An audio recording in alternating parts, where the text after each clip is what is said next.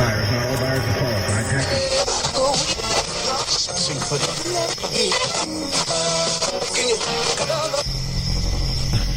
is being broadcast by the Department of Defense of the Republic. At 2 a.m. Eastern Standard Time, multiple unidentified objects were confirmed to have entered Earth's atmosphere. Discovery Houston, 20 seconds to LOS T-Drift. Contact, nice, in orbit.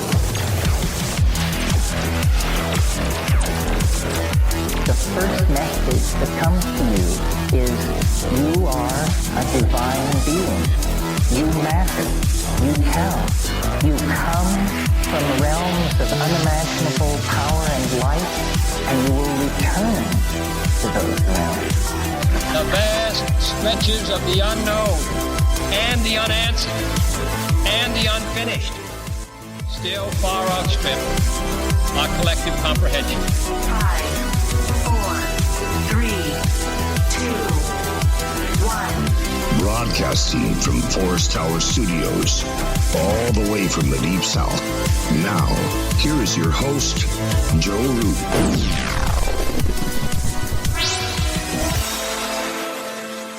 Good evening. We are broadcasting from Forest Tower Studio all the way from the Great American South. I'm Joe Roop, and this is Lighting the Void, your voice for verity in this crazy realm of polarity. It is Wednesday night, September the 26th, and the moon is still a little full.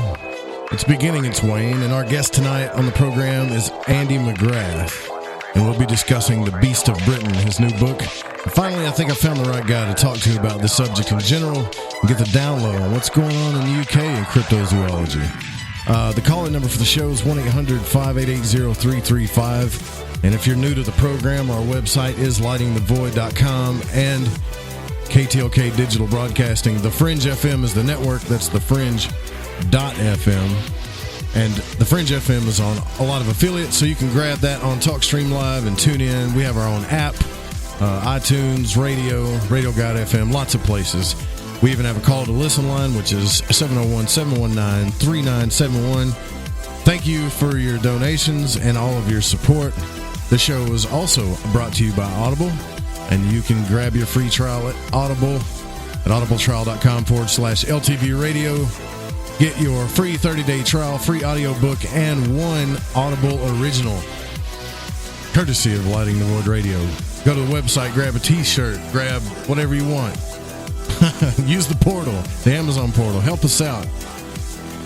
Please, we need it. I want to give a shout out to Craig, too. Thank you for your donation, brother. I appreciate it. Also, sign up to the newsletter, the Void Walkers newsletter. That is located at the website in the top right. You can put your name and email in, get in for free. Man, we've had a ton of people sign up for that thing.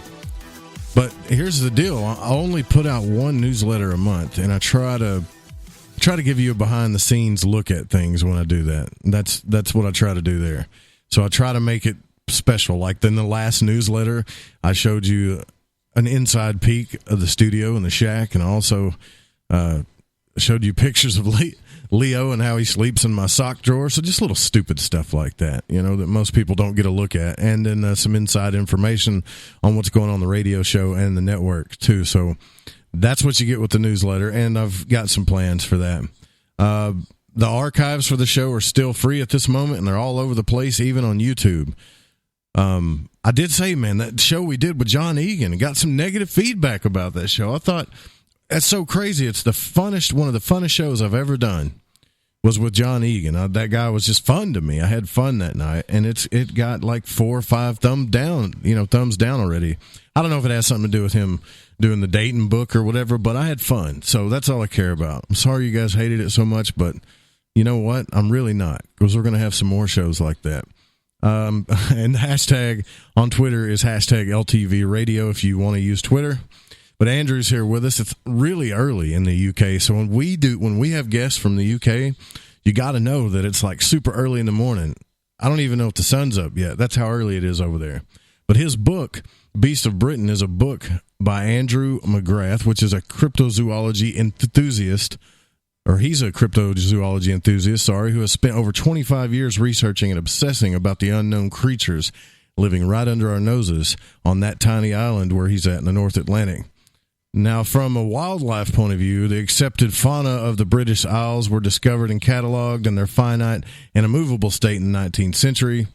But he says nothing has really been added to this list or considered worthy since, and the continual reports of water monsters, Bigfoot, mystery big cats, and U.F.Cs, which is unidentified flying cryptids, are largely ignored or used as newspaper fillers to entertain all of us. Now, his focus is on current research and sightings, pictures, videos, and eyewitness accounts of the many cryptids of the British Isles. And now, although vast advancements in science and technology have brought great discoveries in other lesser-known parts of the world, their island lies largely underexplored and overlooked. At night, outside the busy cities and next to the unlit lakes and lonely mountains, it is an island in darkness where nobody ventures into the woods anymore, and the pervading paradigm scares all but the most foolhardy scientist away from any serious investigation of the many yet to be discovered beast of Britain. So it's pretty cool. We don't talk about that stuff a lot. We talk about all the beasts over here, but you guys got beasts of your own. Hey, Andy, thanks for coming on the show, man. I really appreciate it. I know it's early over there. It is really early, Joe, but I'm very, very happy to be here and always eager to talk about our beasts of Britain. You guys got Sasquatches in England. Is that what, do you call them Sasquatches? Well, it's actually called the Woodwoes. So you could spell it Wodewose, Woodwoes, which is in our ancient history, it's the hairy man of the forest, the guardian of the forest. And he appears on lots of our old noble heraldry and on our churches as this hairy man, often carrying a club with a conical shaped head, a pointed head, and a very hairy body. So there's lots of old depictions, but lots of people are surprised to find out that there's hundreds of modern sightings. And tell me about this island, because the way you write about it, that bio I just did there sounds pretty creepy. You go out in the woods out there?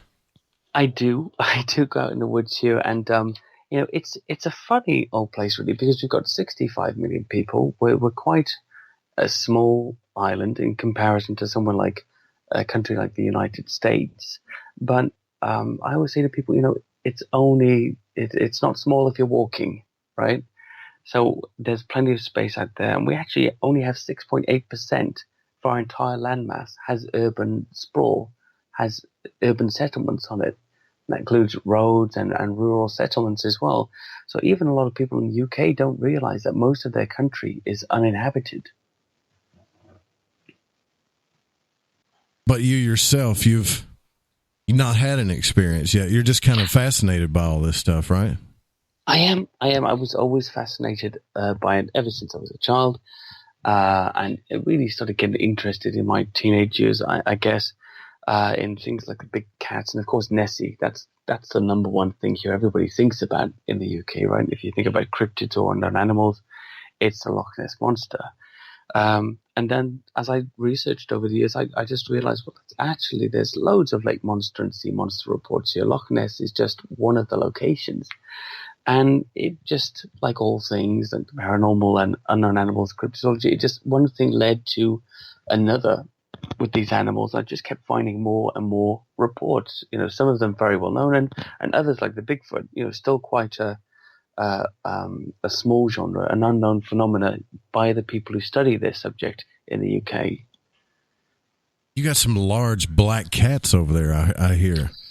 Oh yeah, that's going off the scale at the moment. This summer, because it was the driest summer we've had in 42 years, actually saw lots of open sightings. Now, there's been lots of bits of footage, some cat tracks as well, lots of animal kills to base that upon. But the sightings are in the hundreds. There's hundreds and hundreds of sightings, and people think it all started back in '76 when they introduced the Dangerous Wild Animals Act. And a lot of people were keeping panthers, especially melanistic leopards or pumas, as pets, and they couldn't afford to keep them with the new licensing laws, and they let them go. A lot of people confess to letting them go. And what we think we're seeing here now is, third, fourth generation even of these cats spreading out across the country. And they're they seem to be everywhere, and the people that describe them are pretty uniform across the board in what they're describing. Either a black melanistic leopard or panther, about 4 feet long with a 3-foot tail, or something that looks like a puma or a cougar, you might say. And that tends to be what we see on the whole across the country, and very regular, very mundane, matter-of-fact sightings. They're just here, and we're having to come to terms with the fact that we might have a large presence of these cats in our country and not know about it. I just see. Here's the thing, though, that gets me, and of course, I'm a skeptic. Are you a skeptic, by the way, or are you a full believer in all this? No, I always say I'm not a believer in anything, because to be a believer suggests that you need some sort of faith to believe. I just look at the evidence that's presented and look for corroboration between unrelated witnesses of what they're seeing. If I can find lots of unconnected witnesses that corroborate the same information, like a court of law would, I say, well, sure, we've got something. Clearly, whatever the something is, it's been described in the same way by these unconnected people. And especially if they are antagonistic, they have no interest in the subject. And this is even more important when it comes to things like Bigfoot or Nessie. Then I would take that to be an even more serious or valid witness sighting. Is the evidence, according to what you've studied, is it pretty strong in the UK? It's really strong. Really, really strong. I mean, for big cats, I've been criticized for saying that it's a foregone conclusion.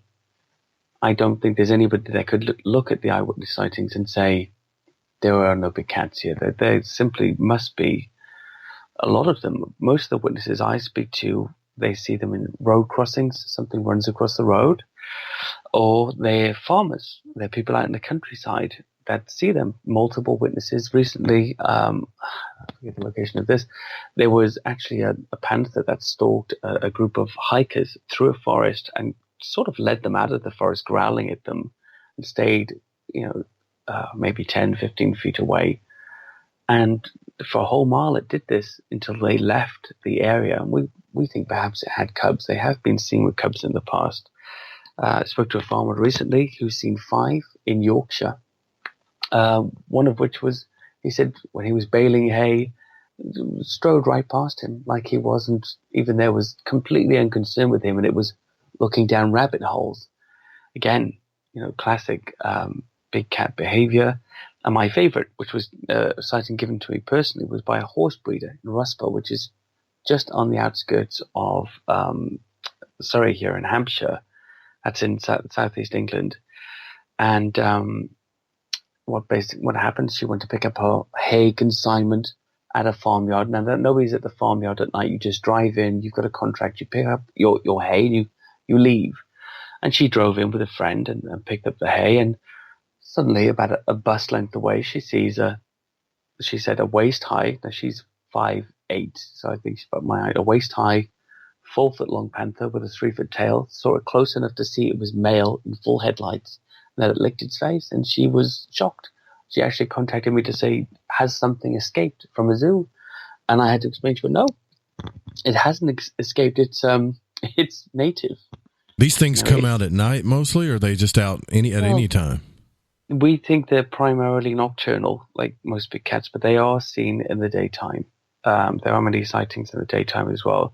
I think that corresponds to normal big cat behavior as well. I would imagine that they primarily hunt at night. But yes, lots of daytime sightings. Yeah, I mean, you wouldn't put, a black panther or a black cat, I guess, into the same category as a Sasquatch. But I got to tell you, man, if you rolled up on one of those things at night in the middle of the woods, it'd freak you out for sure. I mean, I would be more worried as well, personally. So when I'm out there in the woods at night, occasionally, I'm not really worried about bumping into a Bigfoot. I think that's very unlikely, but I am extremely concerned about walking up accidentally on one of these big cats without it being aware of me. Yeah, we've had recently had some wild animal attacks that actually killed some bikers and stuff. So, when people think that these animals won't attack humans, you don't really know you don't really know what kind of mood they're in or how hungry they are when you roll up on them, or if they're mad or they're protecting something, you know. They could be injured. I mean, this is now the UK, you know, it's got a lot of prey species out there that these cats could, you know, quite easily prey upon without causing too much disturbance. And there are no listed attacks on people. There have been intimidations. There have been close encounters. People with dogs sometimes have been stalked. That's one thing that's been pointed out, that perhaps they were after their dogs. There was a case a long, long time ago and this person was known to me actually, of a schoolboy in Chepstow, which is just on the border of Wales, who was attacked by one, who was scratched on his face by one of these big cats in the field. But one of the friends of the schoolboy later confessed to me, and this was in the late 90s, that this boy was a bit of an idiot. He basically walked up on this cat in the field and pulled its tail. He was about 11 years old. You know, he was just a boy and obviously unaware of the perils, and it just turned around and hit him in the face and ran off.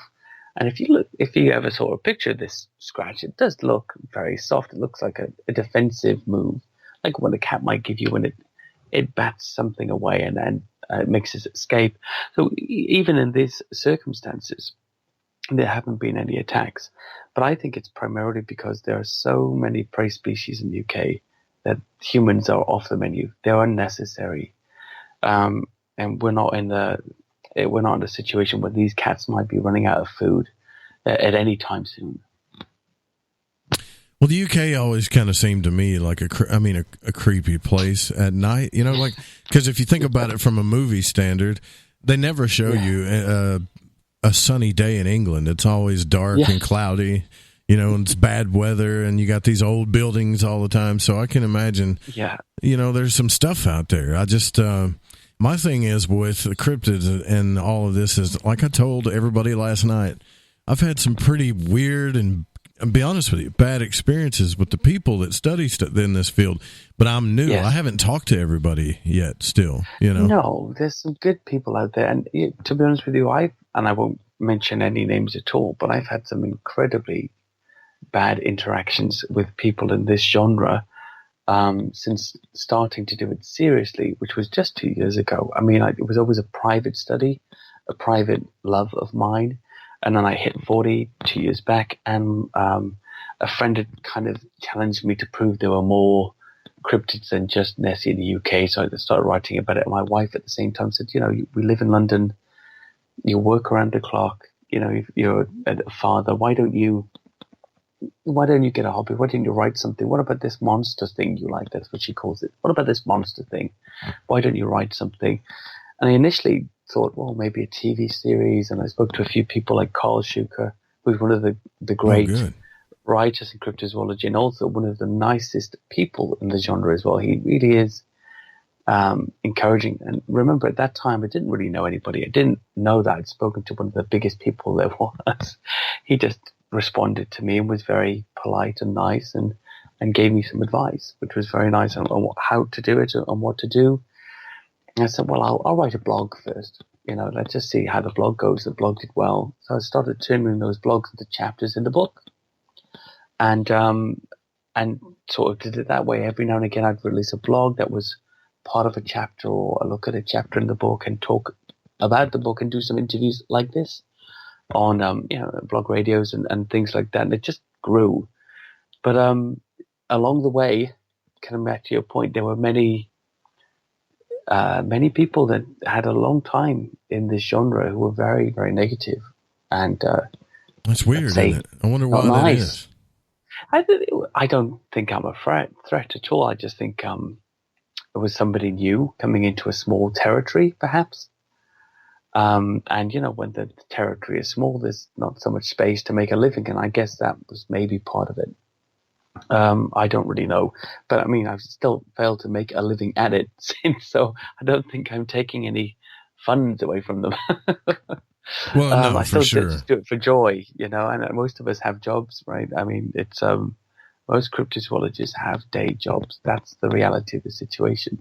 But that's fine. We do it because we love it. Well, I'm almost certain it would be hard to make a lot of money, but doing anything in that field. But here's the thing, like if you could actually, and I don't know how far you want to take this research, man, but if you could actually capture one of these things or get it on film or something, I mean, that seems to turn into something, you know? Well, it does in one sense. So you're probably aware of the Bigfoot researcher Todd Standing. Have you heard of him? Not to my knowledge. Just I'm new to this. Remember? No, that's fine. He did a Bigfoot documentary called Discovering Bigfoot. Now, 10 years ago, he came out with some very compelling close-up Bigfoot footage. 3 different types of animals that they looked different in appearance to each other, and they were from different locations. And they looked as different as perhaps maybe, a black bear and a brown bear does. They were still bears. So it was still the same creature, but of a different appearance. And he was really, and it was great footage. He was really slated. He was really nailed to the wall over this stuff as a master hoaxer and faker. And he's got a documentary out now on Netflix called Discovering Bigfoot. So Todd been slandered as a faker, right? I actually think I've heard people call. I know Eric has said that. I think I know who you're talking about now. I mean, if you bring up Todd Standing in the Bigfoot community, and I'm not saying I believe him or I don't believe him. I used to believe the footage was real, and now I'm sort of more on the fence about it. I actually had. This is a big divisive subject in the Bigfoot community anyway. So I actually had a friend of mine who was the head of the effects department for films like for Noah and The Hobbit and a bunch of other films. And so that's her profession. I said, look, will you look at this footage and validate it for me? I need to know, could he fake this footage? I need your professional opinion on this. Which, this is a very valid person to evaluate this kind of footage. So she said, yeah, sure. She's got no interest in Bigfoot or cryptozoology. She does not care. But she loves effects. So she looked at it, and I did a blog about it. The blog was called Standing Alone, All in His Todd, which, to be on your Todd here, means to be by yourself. So it's kind of a play on words on his name. And she evaluated it, and she said, yeah, this footage could be faked with puppetry and some layering in CGI and the rest of it. But she said, I have to point out, if it is fake, it's of a very high quality. And then if you look at the man and his background, you wonder where he got the ability to do this, if it's fake. So she didn't say 100% fake. She also pointed out that on one of the creatures, the makeup seems to come right down to the eye and over the eyelid, which would be incredibly painful to produce if you were the subject of this makeup effect, if it is makeup. So there are lots of things about it. It's hard to say 100% yes or no. And anybody who does generally loses half their audience because it's such a divisive subject. So I always say to people when we're out together searching for Bigfoot or whatever, let's hope we don't find anything. It's like a joke. Let's hope we don't find anything. We don't want to turn into Todd Standing. And that's the joke. Well, it could easily, that could happen, man. I mean, the minute you say you found something, that's going to happen to you. Now, didn't this guy, according to my chat room here, Todd Standing, didn't he just lose a case in court and protect Bigfoot case? He did. He's been trying to basically, say sue the government. He's been trying to, legally, he's been trying to make the government, I think the Canadian government, I believe, accept or acknowledge the existence of the species Sasquatch and protect it. And it's been thrown out of court. And I can imagine why. I mean, I don't think courts are for proving existence of species, are they? They're normally to settle disputes on matters between two plaintiffs, two parties. So I don't know how that was going to work. A lot of people think this is part of his attention seeking, his hoaxing. I don't have an opinion on it. I think, you don't know the mind of a man. I know people, I've met people that worked with Todd directly and have said, Todd just presents very badly. He's not a likable character on camera, but he's a very, very genuine person in real life. And, what comes across on the camera is somebody that seems a little bit desperate to get a point across. My point on him would be two things. One, if you've been accused of being a liar for 10 years, you might seem defensive. That's one side of things. And defensiveness can appear to be dishonesty. Two, if he has spent 10 years and all of his money producing this documentary and fighting a court case for attention, then he's clearly mad. So we should feel sorry for him, right? If that's the case. Yeah. So whichever one he turns out to be, somebody who's telling the truth and was never believed, or somebody who's such a complete pathological liar that he's created this awesome footage and, spent 10 years fighting, just making a documentary and fighting a court case. Poor Todd, either way, he's in trouble, and that's what I always think. If you find something, everybody, Andy, will say that you went looking for it. So of course you found what you were looking for, because that's what happens, isn't it? He's made it up. He's finally got the evidence he needs, and now he wants the money from it. So I fear success in this industry, personally. I would too, man. You'd be like that guy on Harry and the Hendersons trying to capture that Bigfoot and see what happens to you. Jacques Boubois. Yeah. You end up turning into that guy. The thing is with Bigfoot, from what I'm understanding, is Bigfoot is extremely elusive, right? So, I mean, if it wasn't, we would have caught one or seen one by now for sure. But nobody's trapped one ever that I know of. There's some jackleg guy on Facebook saying he's got a head of a Bigfoot. Have you seen that? Rubbish. Yeah, it's that stupid rubbish. Big head. Yeah, and the foot and the rest of it. And there's in the US. If I was, I'm actually, I've written a piece of Britain that's on Amazon, but I'm currently writing. I've just come back from the US on a speaking tour. I'm currently writing Beasts of North America. I've started writing it, so that's my next book. And there's so much more to research there. Of course, it's a bigger place and all the different states. But in the US, of course, Bigfoot, a big phenomenon. So, and you have bears as well. So there's this issue when you see a Bigfoot or you listen to a report. One, does the person want the attention because Bigfoot is big? Two, did they see a bear? But in the UK, this is completely different. Nobody knows about Bigfoot here. Even the Find a Bigfoot show was very small over here. People like me and a few others knew about it. We don't have any bears. We haven't had them for hundreds and hundreds of years. So actually, if you see a tall, bipedal, hairy creature in the woods, unless it's one of our hippies in our communes, it's not, it's and they do get pretty hairy, I hear. We got some mountain men in Arkansas like that too, man. Yeah, exactly. But I mean, we don't have hunters really out in the woods. It's not a big hunting country. Guns are very restricted. So sure, it's unlikely to be somebody in a ghillie suit as well, although not out of the realms of possibility. So when you see one of these things here in the UK, you're immediately an antagonistic witness.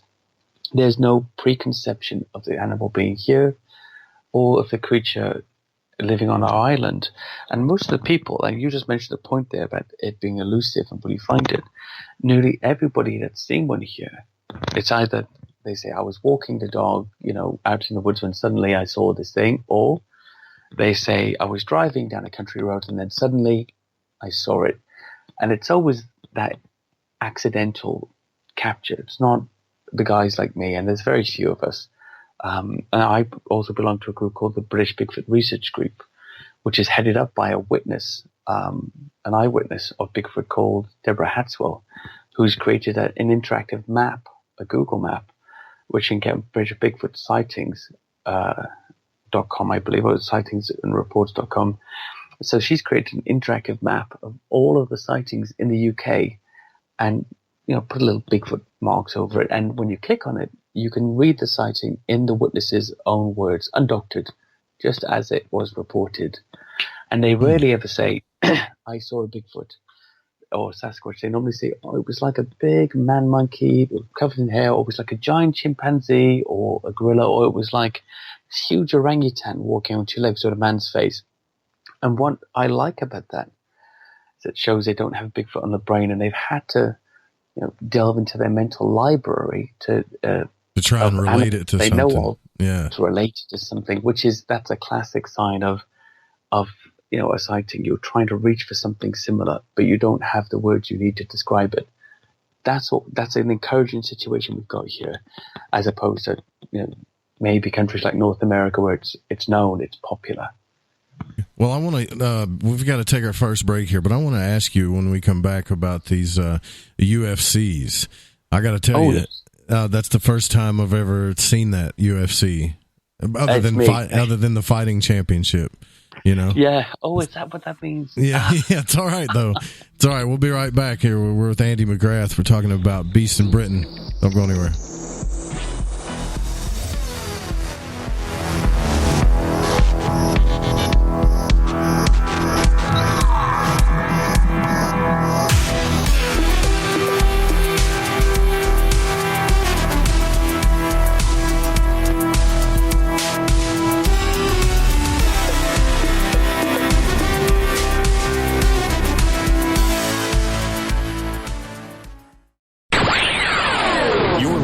To Lighting the Void Radio. The truth is out there. There's something out here. And so are we. KTOK Digital Broadcasting, The Fringe FM.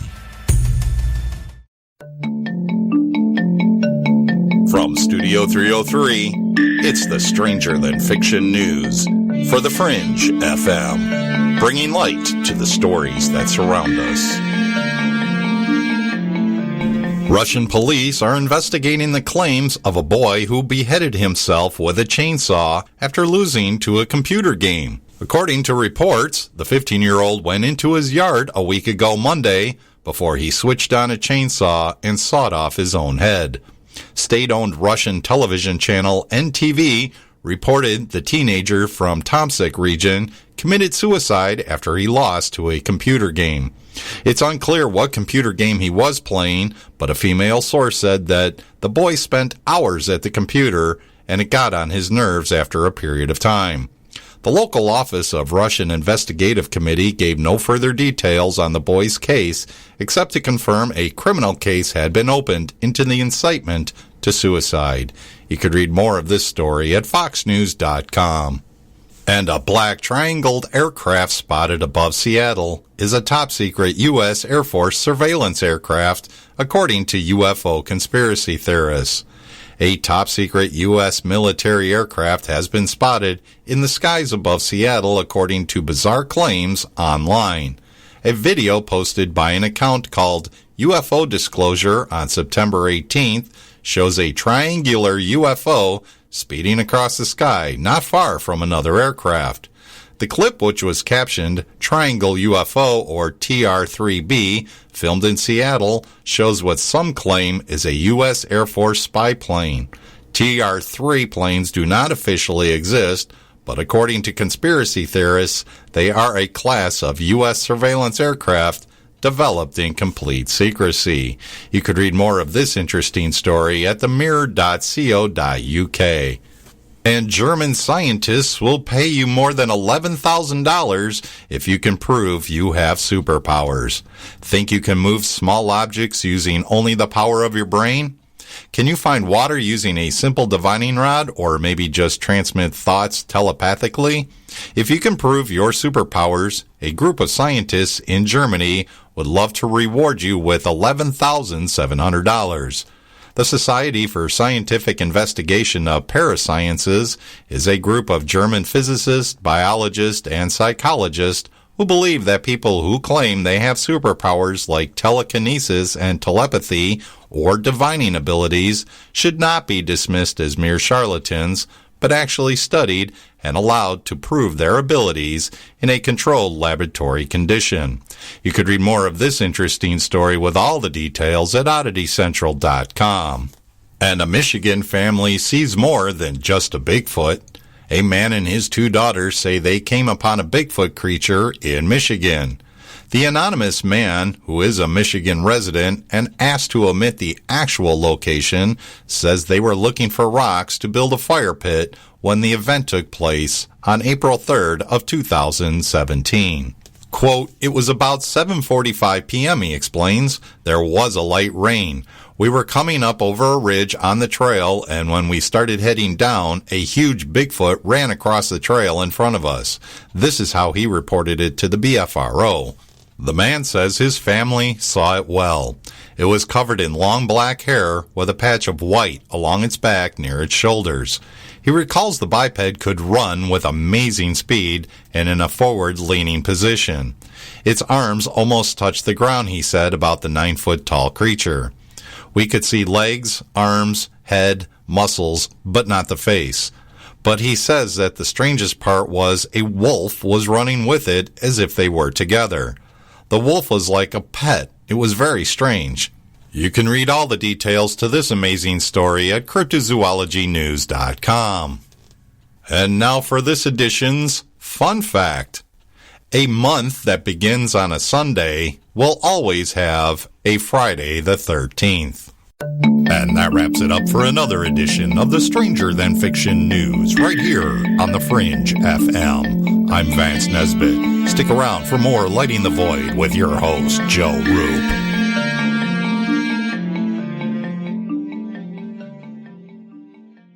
This is Jason Lindgren from Crow 777 Radio, and you can hear us 8 p.m. Eastern Standard Time every Saturday night here on The Fringe FM.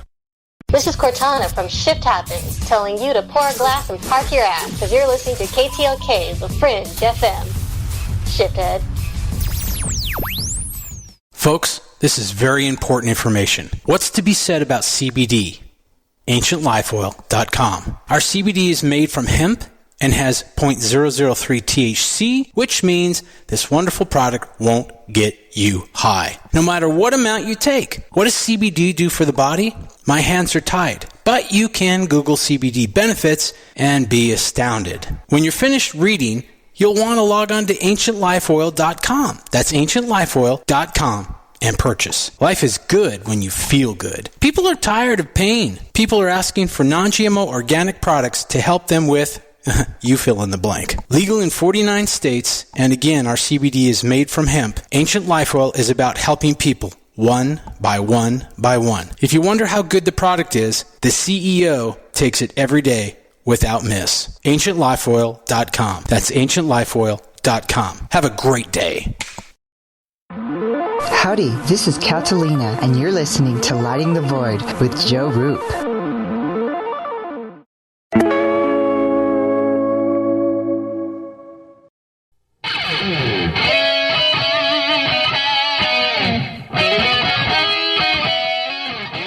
All right, welcome back to Lighting the Void. I'm your host, Joe Roop.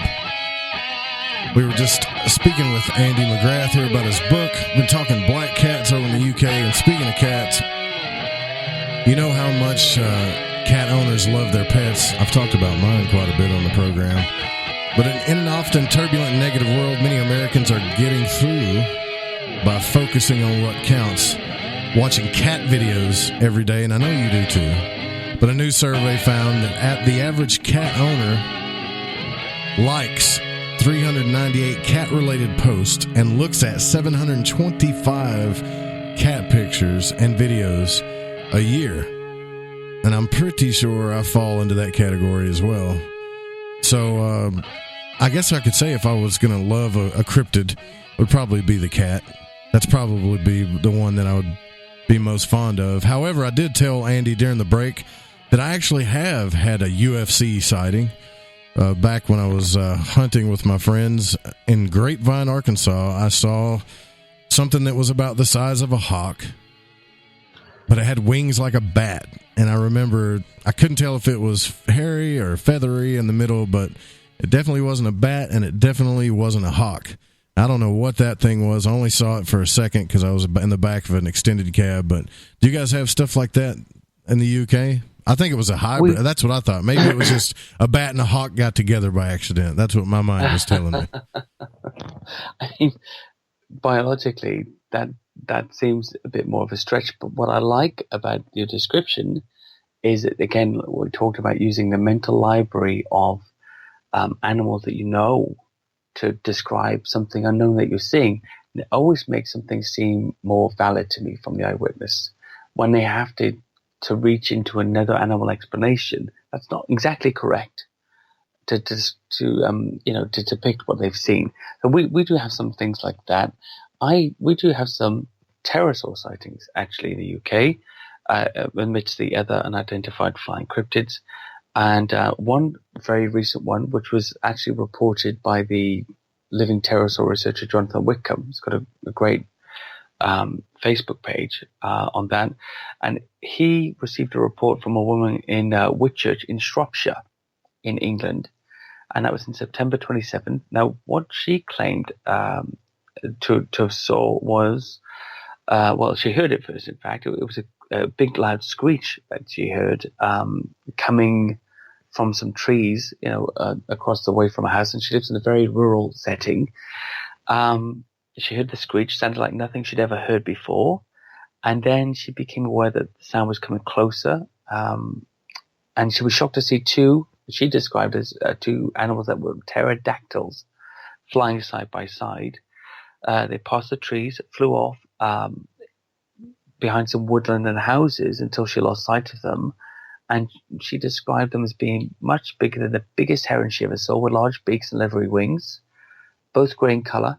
And some days later, her 13-year-old son also saw one flying over the garden. And he said he saw a big brown bird with bat-like wings that made a strange screeching noise. And that's just one of many pterosaur sightings in the UK. They're not very common, but every couple of years we do get one, which has always made me ponder whether it's some sort of migration route, our country, for them. Now lots of pterosaur sightings around the world, actually, like the ropen and the Congomato, ropen in Papua New Guinea and the Congomato in the Congo in Africa, are often described as being nocturnal. And I wonder if these creatures are the same, follow the same habits here in the UK. Was it at night when you were hunting? It was in the evening time, actually. We were leaving the deer woods. But see, the people in the chat are saying it's a fruit bat. Now, I'm looking at this fruit bat. It might have been a fruit bat, actually. Maybe. I don't know if we get fruit bats in Arkansas, though. Well, maybe it's an escaped fruit bat. That's...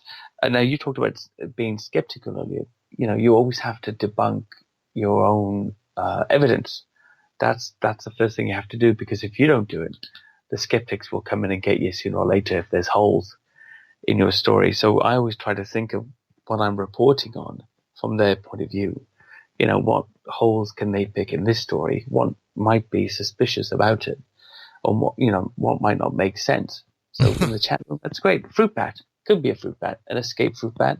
There you go. Did it have a bird-like face, a long beak? Or it was flying away from me. I didn't really see it. I saw the back end of it. Yeah. It would make sense. It would make sense, especially since it, appears to be of a fruit bat type of size, what you described. Well, it's kind of like the first time you see something that you've never seen before, right? Like I remember the first time I saw a flying squirrel in Arkansas. I told my dad, I was like, "What is that, Dad? I just saw a squirrel that it's some kind of weird creature, And he's like, no, that's a flying squirrel. And I thought he was playing with me. I was like, there's no such thing as flying squirrels. And he said, yeah, there is too. He said, keep watching. And they would, just swoop down and fly and glide. And I thought it was the coolest thing ever. Amazing. But yeah. That is amazing. I love all of that stuff,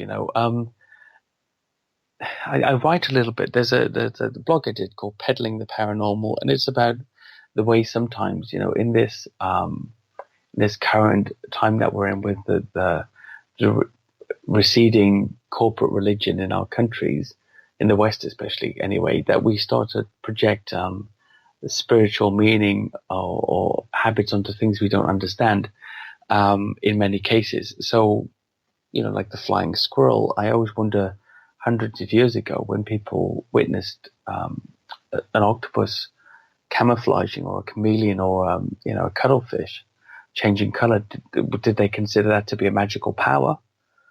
And probably, of course, now we know it's not a magical power. We know it's just, we understand how the mechanism works, how it produces the color, how it changes. But to the unscientific, to the uninitiated at that point, surely this thing has spiritual, supernatural properties, right? And I think that about a lot of things that we see and we describe these days could just be animals with some ability that we don't quite understand, especially when people talk about the red glowing eyes at night that seem to have a bioluminescence to them, that's self-light. Some Bigfoot are described that way. Some, like the Mothman is. I know the Owlman of Cornwall is described that way, which is one of our more famous flying cryptids. The Owlman?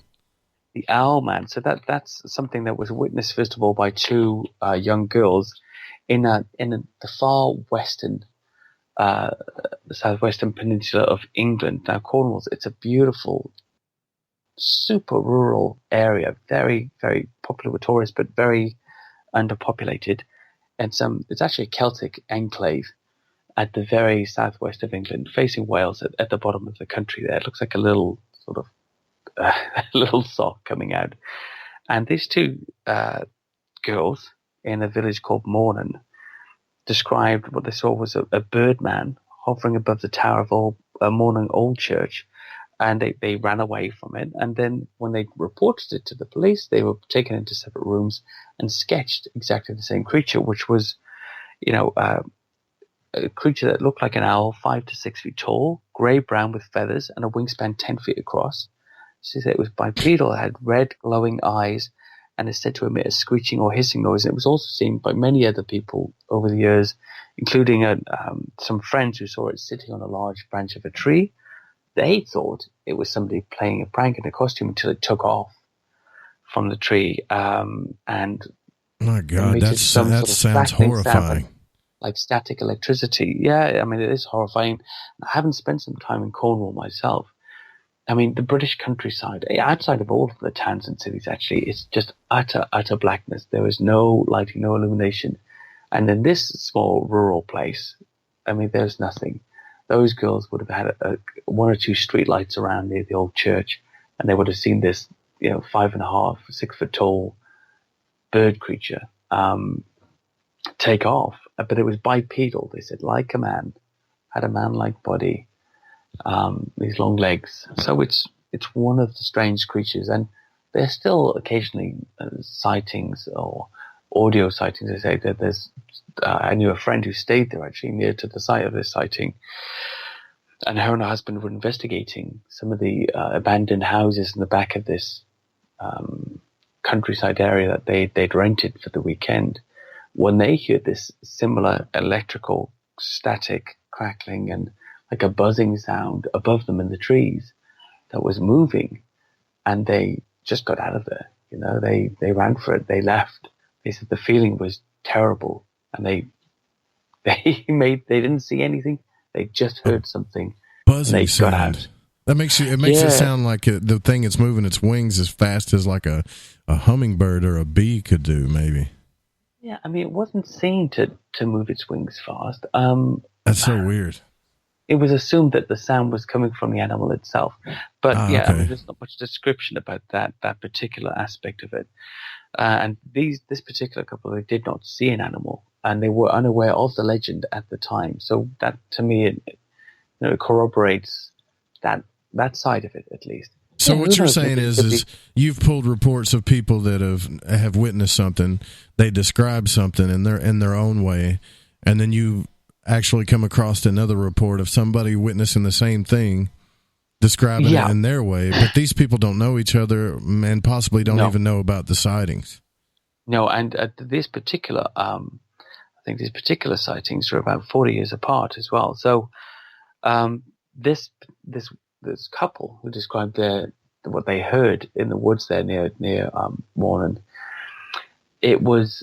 they were unaware of the Owlman at the time. So this lady, she was helping me edit the book a little bit, and she was interested in the subject. And when I showed the bit about the Owlman, she was like, "Oh my goodness, me and my husband, we had some kind of experience near there." And she described what I've just described to you. Mm-hmm. It's not incredibly well known, to be honest with you. But in the cryptozoological circles, yes, of course, we all know about it. Jonathan Downes, the head of the Centre for Fortean Zoology in the UK, I think that was the title of his book, The Owlman and Others.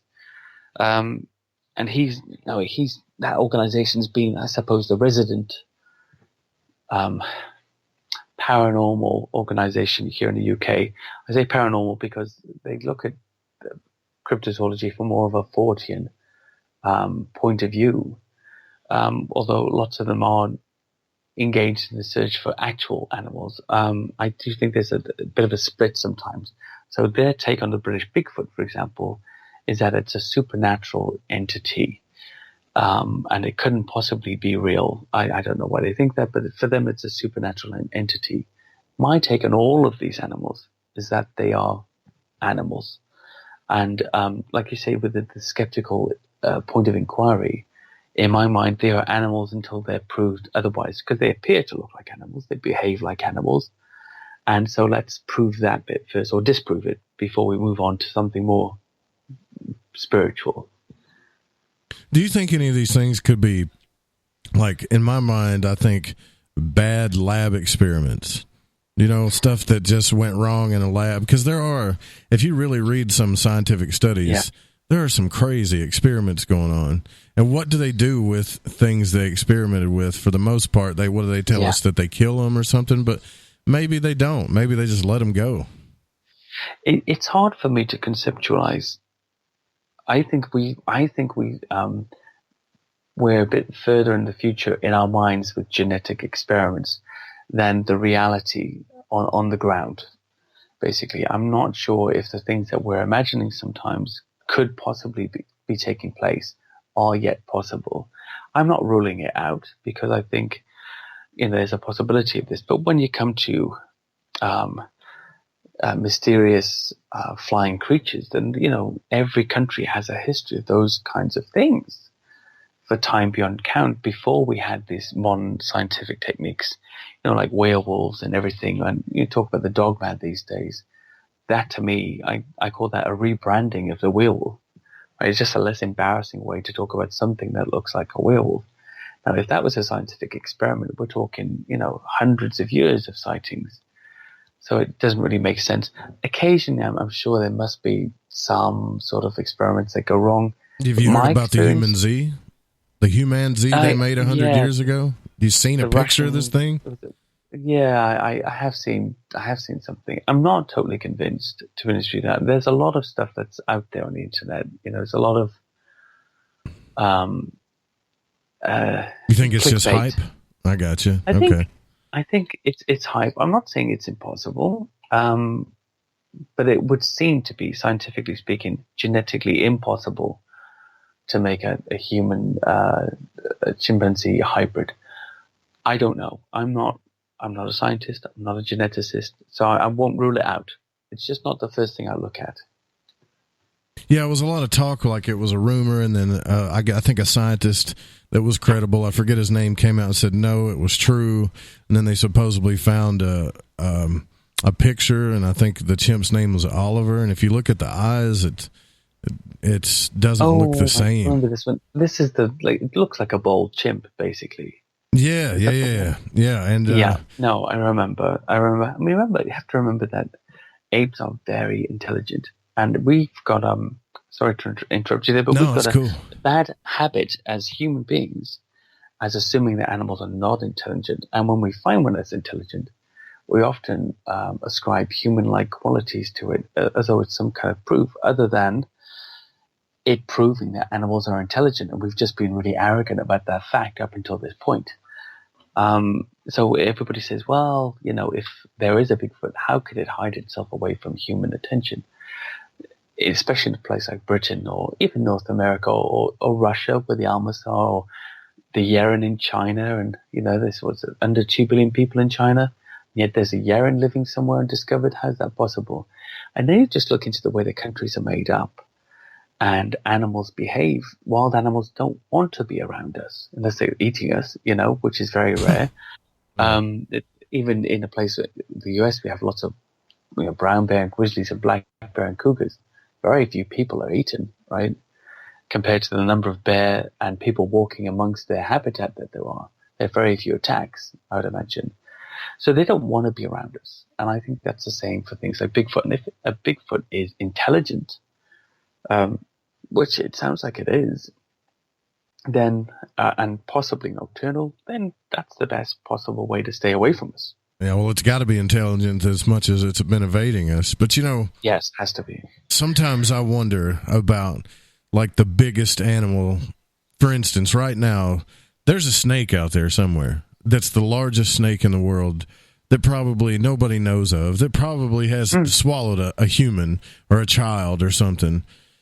And you know what I mean? Like maybe somebody, let's take like an ape or something, a wild ape, and it's some type of genetic hybrid that happened and it's super huge. And maybe somebody just saw it and was like, that's a Sasquatch, right? Because every species we know of, there's got to be, I mean, man, my cousin caught a catfish the size of me one time, and it looked unreal looking at the thing, you know? They get big. Yeah, that sounds like, I don't know if you have Wells catfish over there. We've got a few of them. They're not native. They maybe only reach about 6 or 7 feet here, but in Spain, they can reach up to 16 feet, Wells catfish.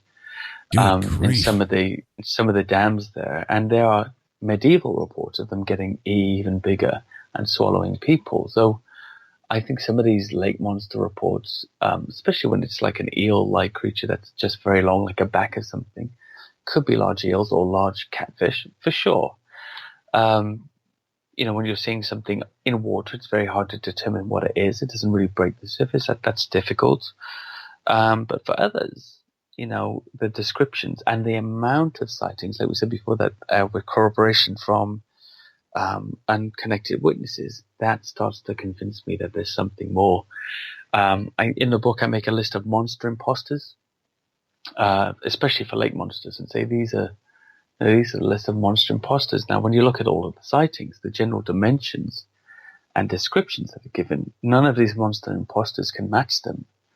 You know, they can only account for very basic sightings where only a bit of the creature is showing. So if you see the back of something that looks quite big, maybe that's a big eel or a catfish or a sturgeon.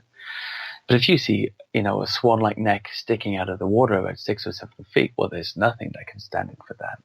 Nothing at all. Then if you see a creature on the shore with a fat body and, you know, 4 flippers and a tail and a long neck, well, what's that? A swan? I mean, right. You know, you run out of imposters. So there's a researcher here who writes a blog called Loch Ness Monster Mystery, and it's Roland Watson is his name. I think he's probably the best Loch Ness researcher there's ever been. Personally, I think that personally, and he doesn't think it's a plesiosaur in the way that I think it is. I just follow the evidence. I'm not restricted by what should and should not be still living. I just look at the reports and say that's it. But anyway, he's got a theory there, which is about some of the skeptical rebuffs to this Loch Ness monster and other lake monsters. He says it's called the "my theory sucks the least" theory. So the skeptic will say, yeah, that okay, somebody sees, you know, a 40-foot long creature with humps and a big neck sticking out of the water. Well, you know, we know that these creatures haven't been alive for 65 million years, so you probably saw a sturgeon or a deer swimming, you know, with its antlers out, or a sturgeon jumping out of the water, or some kind of big eel. Now, that doesn't match the description I've just given you in any way whatsoever, but it's a lot more plausible than a creature from the Cretaceous living on into our current epoch, right? Current era. So, and that gives the listener some other choice to make. Say, okay, yeah, sure. Yeah, it doesn't sound unlikely. Maybe the witness was mistaken. But you've been a witness of something, and I've seen wild animals. They're not unknown animals. When you see something unusual and significant, it's very hard to mistake it for something else. You know, there's a road sighting called this, I think it's the Spicer sighting, back in the 50s at Loch Ness. And one of the evangelical skeptics, a very good researcher, but very evangelical in the skeptical sense, Dick Rayner, he's been up at the Loch for 50 years, he says it was a bunch of deer crossing the road in a haze. Now that's a stretch. I mean, we're talking twister here, you know, right foot red, left hand yellow. Wait, they were really relating that to Loch Ness? Yeah, I mean, that doesn't make any sense. It doesn't, but it's always this frail-brained, poor perception kind of excuse of, so, you know, it's because the witnesses, they always say witnesses are terribly unreliable, and yet you get 3 witnesses in court that don't know each other and attest to the same crime. You're in jail, right? Yeah, Neil deGrasse Tyson says that worries him, but the fact that there's a psychological reason why the court uses witness testimony too, though. It's not really a science, to be honest with you. You know, scientific. It's not evidence. It's not. Do you know what it is? And I've got a saying for this. It's not proof, but it is evidence. Right. And the more evidence you have, the better, for sure. It's just evidence that corroborates, but you can't use that as not scientific proof, but it is evidence of corroboration, if nothing else. Well, I've looked at tons of pictures of Loch Ness, and oh shoot, we got to take a break here. And I can tell some of them are fake, but the older ones, when it was almost impossible, unless they just had some type of special way of faking pictures back then. I mean, even some of the ripples I've seen, that are in the water don't make sense. That's right. I mean, the pictures, yes, definitely. And we'll talk about that when we come back. But for me, the witness sightings are more important than anything else. Right. All right, guys, we'll be right back. More from Andy McGrath here. We're talking beast cryptids, particularly in the UK, and we'll talk about that too when we come back. Don't go anywhere, guys.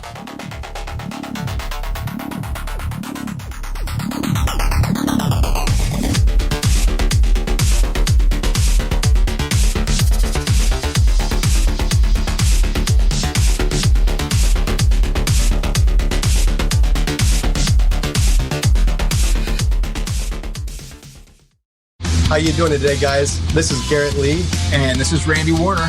We're the hosts of Healers and Hellraisers, and you're listening to The Fringe FM. Hi, this is Sammy. Join us in the Deep South as we're lighting the void with Joe Roop on The Fringe FM.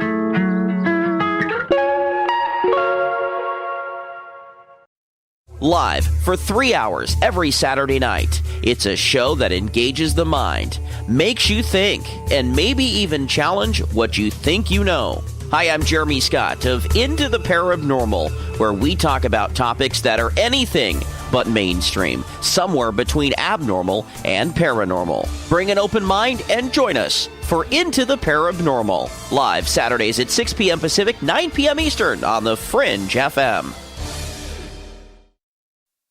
From birth, we have been conditioned to conform to what is normal, conditioned to adhere to authority, and conditioned to repeat what has been told to us as truth.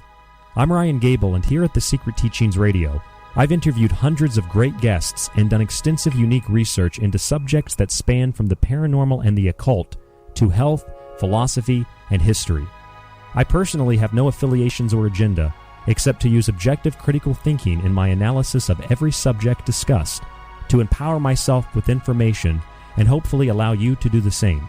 If you want to join me, tune into the Secret Teachings radio broadcast, airing live Monday through Friday from midnight to 3 a.m. U.S. Pacific Standard Time on the Fringe FM. For more information, you can visit our website at www.thesecretteachings.info or email me at rdgable@yahoo.com. Reclaim your active lifestyle with Angioprim. Angioprim is the original liquid oral chelation supplement. Chelation helps remove toxins, heavy metals, and cholesterol in your veins and arteries that can cause blockages. Scientific research proves the active ingredient in Angioprim has superior oral chelation action that helps promote cardiovascular health. Find out more. Go to angioprim.com. Talk to a trained consultant by calling Angioprim toll-free 877-882-7221. Hey, it's Grace. Can we talk about something serious for a minute? Your age. Getting old has its perks. But remember, being a few years younger, your hair was thicker, you didn't have so many wrinkles, that extra weight wasn't haunting you, and you just felt better. Well, we can't turn back the clocks and go back 10 or 15 years, but you can start feeling and looking 10 or 15 years younger with Nature's Youth RSF. It's a doctor-formulated daily supplement that helps your body maintain its peak performance and fight the aging process. Imagine sleeping better, looking better, and feeling better. See how Nature's Youth RSF has helped thousands of people just like you at naturesyouth.com. naturesyouth.com. Imagine how it will feel when your family and friends are asking you what you did to look so good. Your secret will be Nature's Youth RSF. It's time to start looking better and feeling better. Learn more and order your Nature's Youth RSF at nature'syouth.com. That's nature'syouth.com. That's nature'syouth.com. Start your evenings with The Fringe FM long before those other shows get started. Exclusively live on The Fringe FM, hear the Quantum Hologram Matrix with the Reverend John Polk, Tuesdays at 5 Pacific, 8 Eastern. And our newest show, Sci-Spy Radio with Suzanne Ross, Wednesdays at 5 Pacific, 8 Eastern. Then stay up because we're burning the midnight oil well into the morning hour. The truth is out there, and so are we. Lock it in, The Fringe FM. So, you love talk radio? Then you'll love TalkStreamLive.com. TalkStream Live is always on, 24/7 with the best streaming talk shows. Find your favorite talkers and discover some new ones. It's free, readily available online or on mobile with any smartphone or tablet. Finding your favorite talk shows all in one place has gotten a whole lot easier. Just go to TalkStreamLive.com. Be sure to download the free apps from Google Play or the iTunes App Store.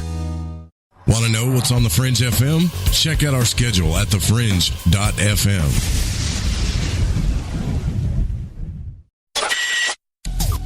Hey, Fringe FM listeners. Did you know that when you're on the road with limited data or no Wi-Fi available, you can still listen to every minute of The Fringe FM by calling 701-719-3971. No smartphone app or internet needed. Saves your data plan and no extra cost if you have unlimited minutes. Call 701-719-3971. That's 701-719-3971. Listen to The Fringe FM on any phone, anytime, anywhere.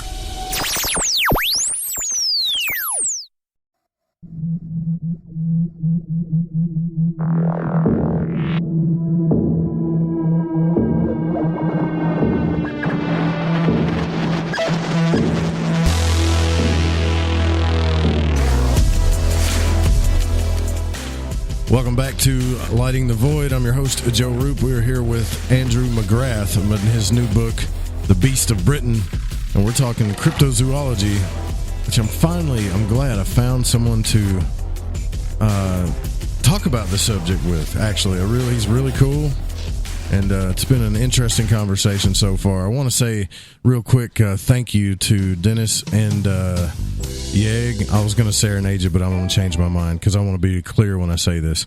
I want to say thank you to you both for, coming together and getting me this microphone. These guys got me the one microphone off the wish list that I've always wanted. It's just kind of an American standard in radio. And I'm pretty sure this thing's going to last me the rest of my life. And they put their wallets together and got it for me. And it's a real blessing, and I really, really appreciate it. All of you guys that have gotten stuff off the wish list or donated or support, I really appreciate it. But I had to give you a shout-out. It's supposed to be here tomorrow, and so a new sound is coming, so maybe my voice will sound a little bit better when this is all over.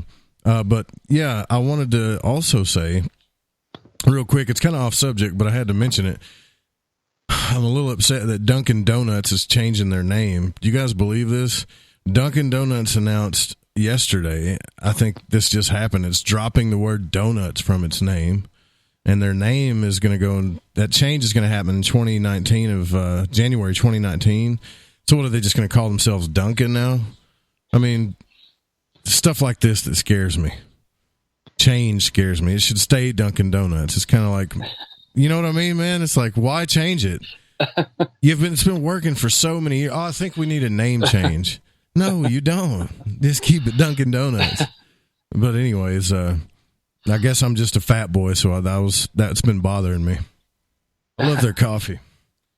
But no, for real, I think the reason why, and we were discussing this at break, the reason why people like you and I that are interested in subjects like this, and we really don't have experiences like these people do, is because we're in here studying the evidence, or like you said, we're always looking at the evidence or pulling up articles and trying to figure out the truth. Meanwhile, just some random Joe Blow dude that doesn't care about this at all runs into these things, and that's what happens. Always the same. But that to me, So that proves to me more that these creatures try to stay away from people, and mostly when they're sighted, I mean all these different types of creatures, mostly when they're sighted, it's accidental on their part or curiosity. So with some of the Bigfoot sightings, you occasionally get a curiosity when a lone person is checked out by a Bigfoot and they're alone and they're isolated at that point that they see it. Or if it's not that, it's an accidental sighting by a dog walker, a road sighting by somebody driving, and the animal exhibits extreme caution. So there's one sighting that I investigated myself. It's in an area called Box Hill, which is in Surrey. It's in the Surrey Hills. That's the area, and it's called an AONB. That's what we refer to as an area of outstanding natural beauty. It's just above the South Downs in the south of England. Really nice, really countryside-ish, lots of woods and trees and fields and everything. But it's on about 300 feet elevation, this hill. And you have this road called the Zigzags that goes up to it. Now, after you get into the little wildlife area, there's these earthen steps that are hemmed in with wood. So the steps are made out of wood, hemmed in earth, in this windy sort of wooded trail that goes down the hill. And people run it for exercise, or they walk it with their dogs. I walked it a few times, and it's a real task, I tell you that. I think people who run it are a bit crazy, but this one particular night in 2012, there was a runner running the steps, and she went to sit down after running the steps. She sat down near the stepping stones, which the stones that go across the river at the bottom. She was a little way up the steps, and she'd been hearing some knocks in the woods beforehand, but she didn't know anything about Bigfoot, so she just ignored it, just thought it was noises, really. She didn't know what these knocks were. And she heard some footsteps coming down behind her. Now, it was late evening, but it was summer, so it was still light. It stays light here in the summer till almost 10 o'clock sometimes. And she thought a dog walker was passing her, so she just moved to one side of the step and waited, and nobody passed. So she got a funny feeling. She could hear some breathing. She looked back, and about 10 meters back to her right-hand side up the steps was what she believes to be some sort of ape man. So she said his fur was brown, coloured with patches of grey, with a very human face, with a flat nose, but with a big jaw, and a head that was domed at the top, stood on two legs, but appeared, she said, to slump forward, and its arms were long in proportion to its body. And then she gives the key description that people always give. It was very thick built, of a scary proportion, almost like a big bodybuilder, solid muscle. She said she was frightened by the build of the animal, which looked to be 6 foot plus. So not a giant, but big in human terms. Where was this at? This is in Box Hill. This is a place, if you put that into Google Maps, Box Hill, Surrey, Surrey, you'll see the area. It's a beautiful area. And these steps, it's a very isolated area. If you're walking down, they wind up the hill to about 300 feet in elevation, and every sort of 10 meters or so, there's a turn, and it's all wooded on either side, so you can't really see who's coming around the corner. And this creature looked at her for 30-ish seconds before turning around her and walking off, but still looking over its shoulder at her, every few seconds before it disappeared. And it left, and this is significant in many Bigfoot sightings, left a stale smell, a bad smell after it, as if to say, don't follow me. Now that comes up again and again and again with Bigfoot sightings.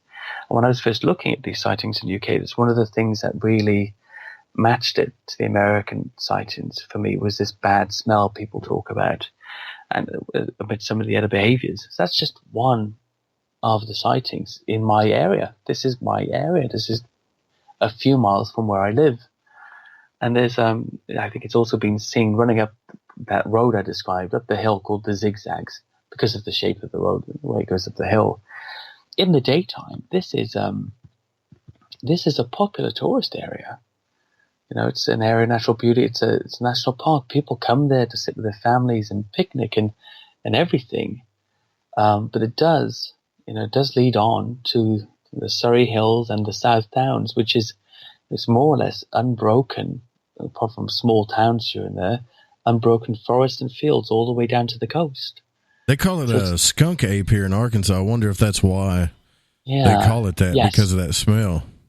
It is because of the smell. Yeah. Exactly. Yeah, it's because of the smell. So they're called skunk apes in Arkansas as well. I didn't know that. Yeah, yep. That's interesting. And I know you've got a lot of sightings there too, haven't you? There's been quite a few, actually. The more I look into it, there's been... But see, here's the thing about Arkansas, and if you live in Arkansas, please don't get mad at me. I love my state. But you ever seen that movie Deliverance? You've seen it, right? Yeah. Everybody's seen that. I'm still trying to unsee it, actually. Okay, well, in the Ozarks, I've actually ran into what mountain men, like...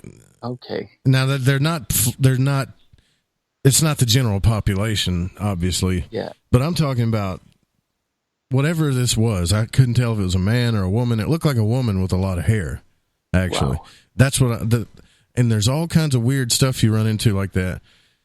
You never know.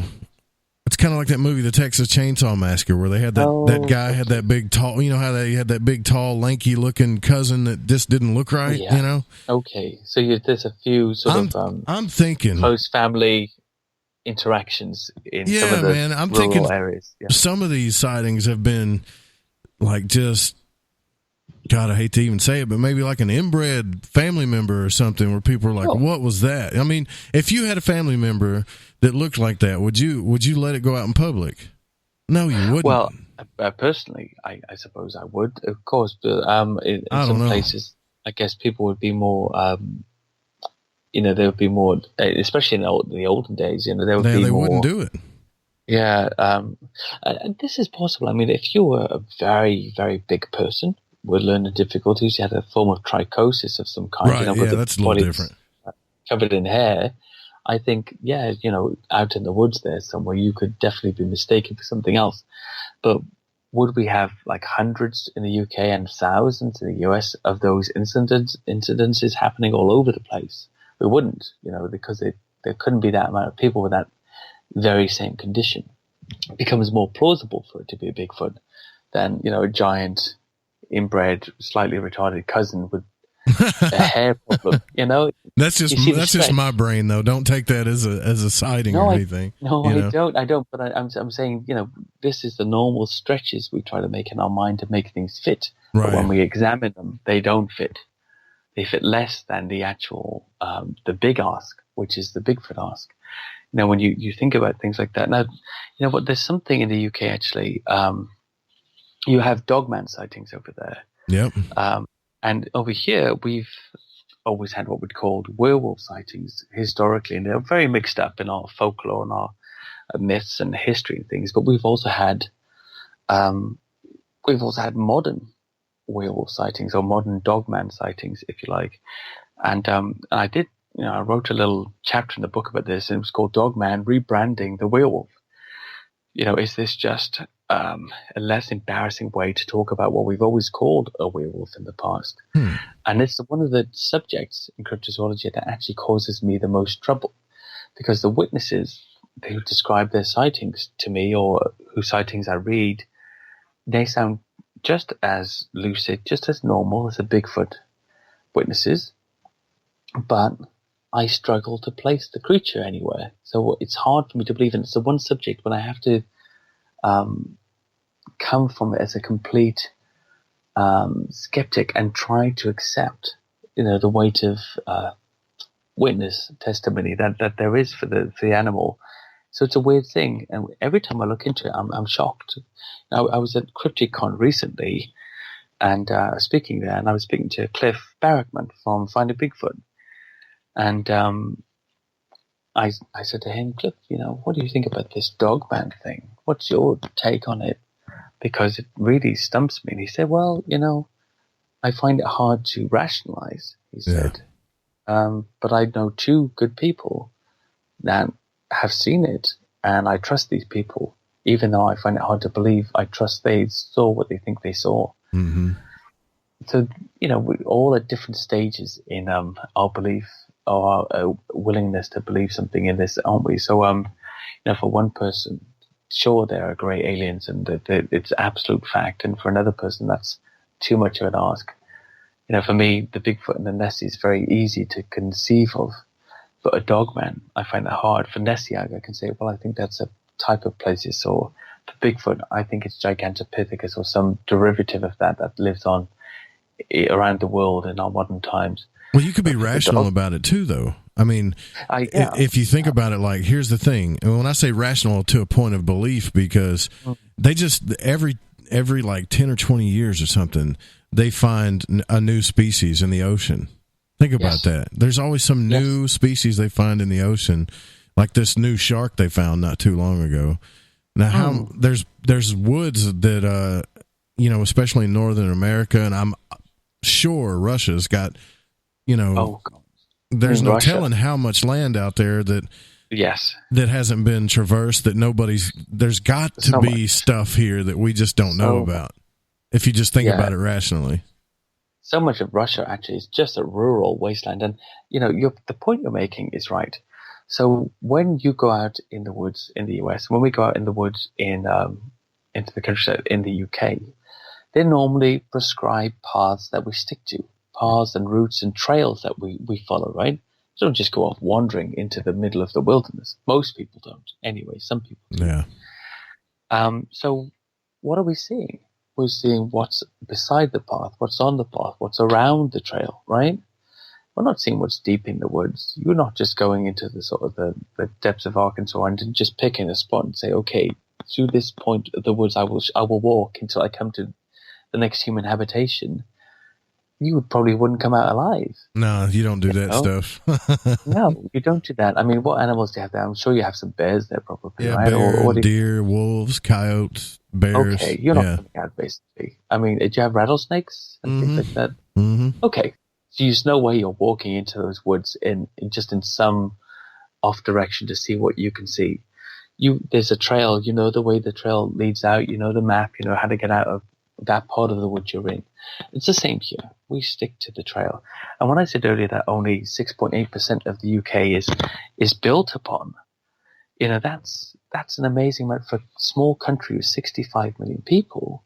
And this is an official assessment that was undertaken in 2012 by the National Ecosystem Assessment. So they discovered only 6.8% of the UK's land area could be classified as urban, included rural developments and roads. And then when you break those figures down among the four nations, primary nations that make up the UK, England, Scotland, Wales, Northern Ireland, it's even less. It's 1.9% of Scotland has urban sprawl as urban habitation. And that's really, I mean, they've been trying to get people to move up there for years. Countryside is empty, mostly. 3.6% of Northern Ireland, 4.1% of Wales, and 10.6% of England, because that's the most. Mm-hmm. Do you ever try to carry on a conversation with a Scotsman? It's hard to talk to him. Where they're from. I mean, I've got a funny story actually. I'll tell you. I once lived in Bristol, which is just in England. It's very close to Wales. I'm from Wales, Cardiff originally, even though I don't have the accent. And when I moved away to university, I went to Bristol, which is the nearest city in England, just across the border. Okay.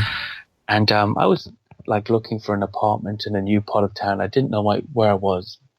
I was trying to get back to the center. So I get on a bus and I say to the bus driver, does this bus go to the center?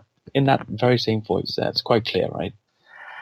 And he says something back to me in some thick Glaswegian, Glasgow accent.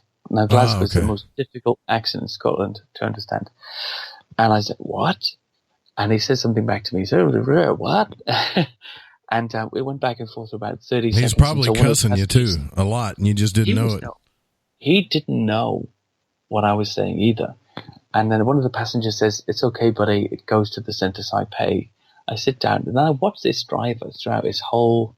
It's the same, island, essentially, throughout his whole job, his journey into the center. It's 25 minutes. Nobody understands him. He doesn't understand them. I think this guy's life is hell, This guy drives this bus every day, and nobody knows what he's saying, and yet he's speaking English. And Britain is like that. every town 6-7 miles away, every little region has its own particular accent. And even in Wales, where I come from, there's many accents. There's the Cardiff accent, which is very mixed because we're multicultural. Then there's all the valley accents. We're surrounded by these big valleys, and each valley has its different accent. And I've worked with some of these guys before and realized, I'm only understanding 70% of what these guys are saying, and it's definitely English. I just don't know what they're saying. And one of my best friends' name is Paul. He runs a pretty big group on Facebook called Path of the Sunkeepers, and he'll say a few sentences to me in about 3 seconds and cuss me at the same time, and I'll have to. And then when he gets done saying, it takes me about 10 seconds to realize what he said to me. Oh, he's Scottish. Yeah. Oh, yeah. Yeah. He knows I pick on him about it too, and he picks on me about being a dumb redneck. So we're kind of even. I mean, I always say, be proud of where you're from and how you sound. There's no official one voice or accent that's better than another.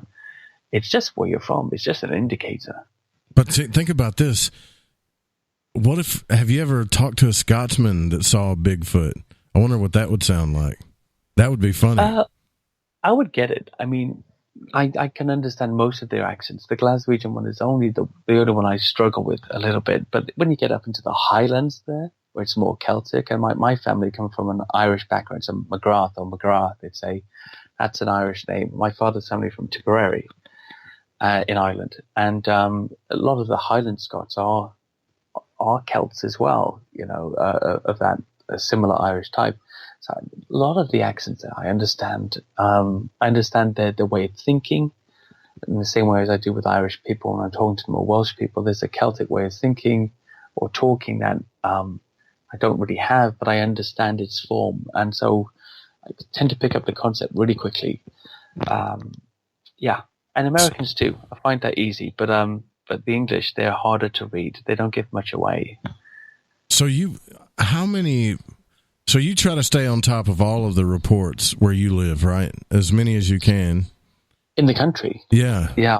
How many reports do you think come out, like say in a year's time? Is it, because to me, in my mind, because I'm new to cryptozoology, everybody knows this, but in my mind, I feel like these reports are few and far between, but from what I'm seeing is they're really pretty frequent, actually. I mean, what we're looking at in the scale of Bigfoot reports is about 40 years worth of evidence. So there are regular reports now. It's becoming easier for people to report this sighting in the UK because we have organizations now like Beasts of Britain, like the British Bigfoot Research Group, who are open to the reports and who aren't ridiculing or turning the people away as other groups were before, because they said, no, it's no British Bigfoot, you're being silly, you saw a drunk or a homeless man or something like that, a tramp. Now people know there are places they can go to. A few more reports are coming in. I'd say there tend to be Bigfoot reports. From Deborah's estimation, she's getting about 1 or 2 a month now, but many of them are historical. Wow. Not just in the present day. People are starting to realize I can talk to somebody about this. And because she's a witness, part of what she does is actually counseling the person, because when they have a sighting like that and they can't tell anybody, it's like a trauma. So one example I'll give you actually is an old couple recently in, I think it's in, yeah, that's right. It's up in the Black Country. Okay. So the Black Country, what is that? Yeah. Oh, so this is the Black Country. It's in the middle of England, basically. Okay, gotcha. That's the nickname for it. Yeah. And basically this, one of our witnesses, who's a primate keeper, Hal Smith, he had a sighting in Scotland in 2012 also in Abernethy Forest in Strathspey. Now he's been a primate keeper for 37 years. He's worked with apes directly and monkeys for 37 years. And he sees in 2012 this Bigfoot in the Scottish forest, and it changes his life. Suddenly he's like, oh my God, what I saw was a simian. It wasn't a man. It was an ape of some kind, but it was 7+ feet tall and hugely muscled and terrifying. He said the creature didn't threaten me. But since then he's been a researcher, changed his life. He's a a witness who's incredibly qualified to judge what he was looking at, by the way. He's been obsessed with it ever since, right? He's been obsessed with primates his whole life. That's why Sure. he's a zookeeper. Now he's thinking, oh my goodness, there's another primate I don't know about. And he's obsessed with it, and it could be on our island here, or it is. So he's going around and he's researching sightings. There was a few sightings in the Black Country, and he went up to check some of them out. And he was in a little forest there, in a little part of the forest called Baggeridge Ridge. And he basically saw a dog walker, an old man, and said good morning to him. And he had his Gone Squatching t-shirt on, you know. That howled it, not the old man. And he passed through the forest and he went into the main town and sat down in the cafe, and the old man was there, and he came up and approached him and said, do you really believe this? And Hal said, yes. He said, well, I've got something I need to tell you, and can you meet me later? So the old man comes back with his wife, and said that they had a strange sighting in the forest. Now, they're two very general people. They don't use the internet, you know, and smartphones and all this stuff. They're just two old people, basically, who live in people still don't use the internet? That's unreal. Well, this is an old couple, a very old couple. So they live in this small rural neighborhood, and they walk their dogs, and they live in the town. There's a lot of people like that still here that, of course, haven't gone forward, you know, because they've passed an age where it matters. Yeah. So they were walking through these woods here, and the man thinks he can see a dark figure in the trees around 30 feet away, and he thought it was strange. It seems to be watching him from behind a tree and ducking down every time it's noticed. So he says nothing to his wife, and he doesn't want to alarm her, and they continue walking. But after 10 minutes, the man's wife says, you know, you seem anxious. Is everything okay? And he points at the figure to her that's following them. She spots it and sees it duck back down behind a tree and starts peeping at them from around the tree. So they think it's a man stalking them right now, right? I think it's a big man of some kind. So the dog starts barking and growling at it, and they rush as best they could to get out of the forest. They reach a fork in the path that leads them out, so they take that turning to the car park. So that they get to the bottom of the path that leads out to the woods, onto the open fields, and they stop to catch their breath and look back to where they come from. And the creature stepped out onto the open path. They said it was upright, dark in color, covered in hair, and around 8 feet tall. And they were very upset. In fact, Hal mentions that they didn't know what they saw, and they felt nervous. They couldn't tell anybody in the village because it would have made them seem crazy, and that, you know, they're old, and the wife was very upset and crying, and, you know, to talk about this situation, which they were very worried. They don't go that way anymore.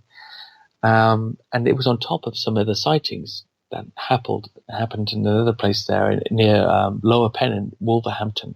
So this is the area, Shoal Lane, the road is called, and that's when a witness was driving to work, driving through this country lane, and sees a shaggy, orangey-haired, covered man standing around 7 feet in height, and he's built like an American football player. That's how this guy described it. So there's a few sightings in this area too, and it's like that in patches all around the country. The people always describe them in this way. They're always witnesses like these old people. They've got no interest. They don't say, I saw a Bigfoot. But the descriptions always seem to match that kind of creature. You know, and the 8 feet tall is, you know, we're talking that's beyond man height. Isn't that so frustrating, though? Like, all of us in this community just want to see something. We just want to see something, and yet it's always somebody that just happened. It's kind of like the lottery. It's always somebody that either don't need the money or is about to die or something in the lottery. Now, with these people seeing these things, it's always somebody that doesn't care about the subject.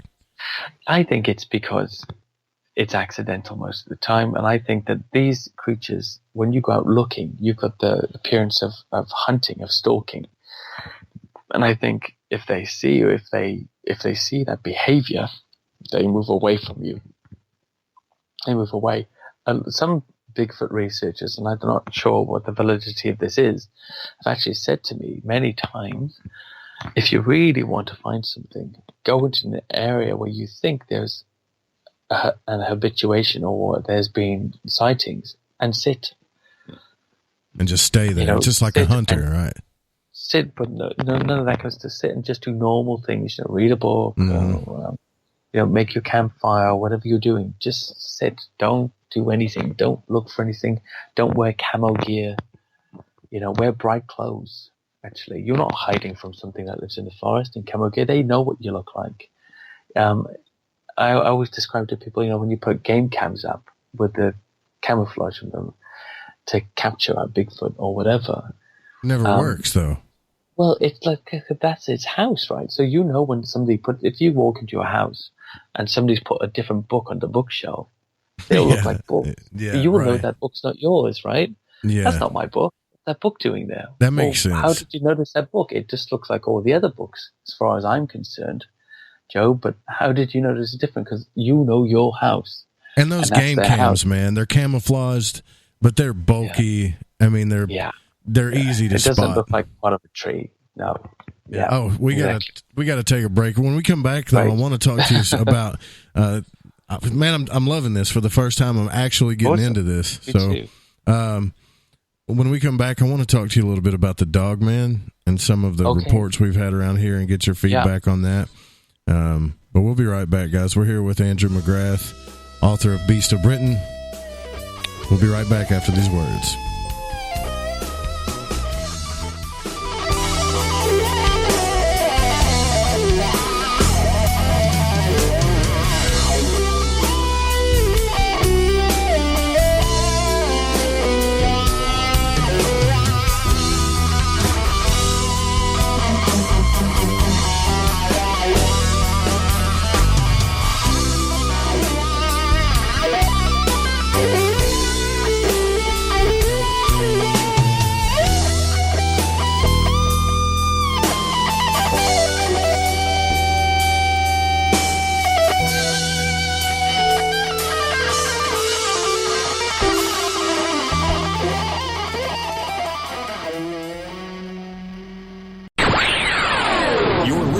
Lighting the Void Radio.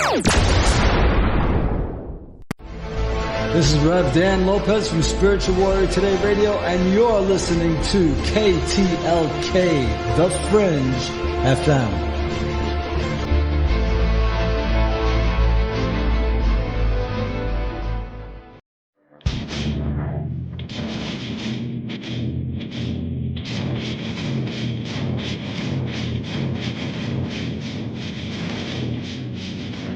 Ahoy there, Gigi here. And I'm Cortana, and we're here to take you on a journey through all things paranormal, metaphysical, ufology, and even psychedelic on our show, Shift Happens, live every Friday night from 7 to 9 Pacific. That's 9 to 11 Central, right here on the Fringe FM. And remember, don't feed the archons, feed ducks instead. Duck up.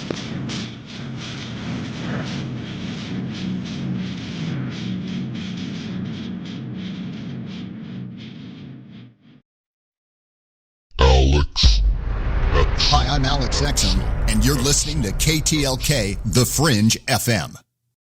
Occult Arcana is a balanced and objective guide to those subjects considered a part of the nature of light and darkness. Addressed in this text is a compilation of material that will provide new perspectives and awaken latent abilities that we all possess. The content herein shall provide magical sustenance for adept and novice alike, and will help strengthen the cornerstone of mystic understanding and alchemical transmutation. If you are interested in this modern grimoire, you can find detailed information and ways to order by visiting www.thesecretteachings.info. Although esoteric and occult studies remain vast, they are rooted within a universal philosophy that is difficult, if not impossible by finite terms, to explain in words. Language places restriction and erects barriers to understandings. By this it is to be understood that there are some things man should consider far too sacred to profane with definition. For these concepts and the manner by which we live our lives, we shall take a note from the Greek philosopher Pythagoras. Quote, "Silence is better than unmeaning words." End quote. To get your autographed copy of Occult Arcana today, simply visit www.thesecretteachings.info or email The Secret Teachings at rdgable@yahoo.com. Follow The Fringe FM on Facebook and Twitter at The Fringe FM.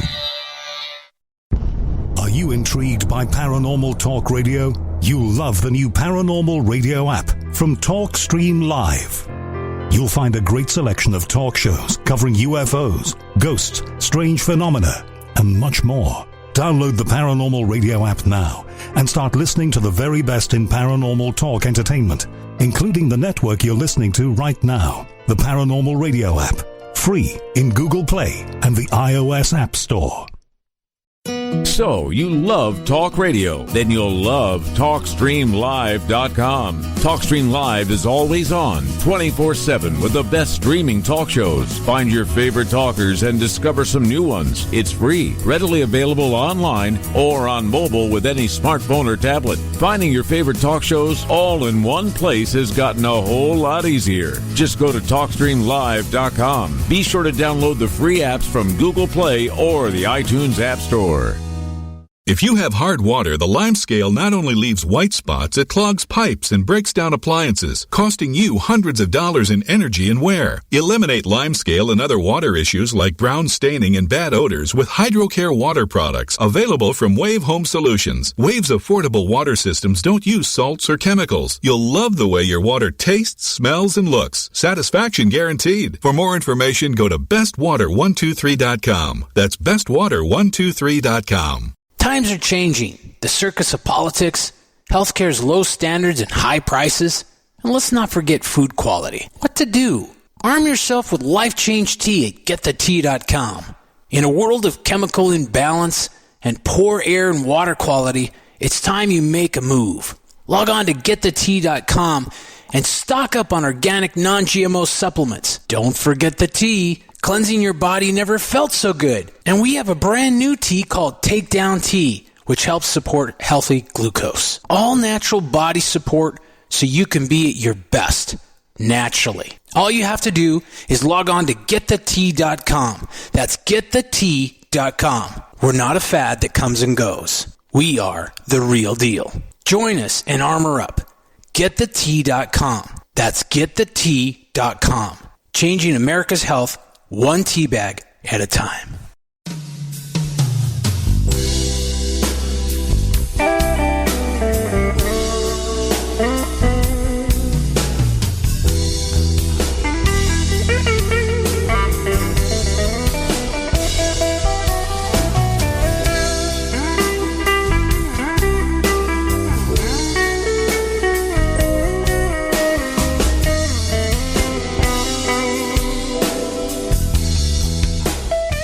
Welcome back to Lighting the Void. I'm your host, Joe Roop. Don't forget, tomorrow night on the program is going to be our 200th episode, bicentennial show right here. So tonight's 199, tomorrow's 200, and the Ghostbuster Gals, requested by our listening audience, by Catalina, actually, will be here with us. So that's going to be an interesting show. But tonight we're here with Andy McGrath, author of Beasts of Britain. And you made a weird point a while ago. It's a good point that I challenged, so I kind of looked it up.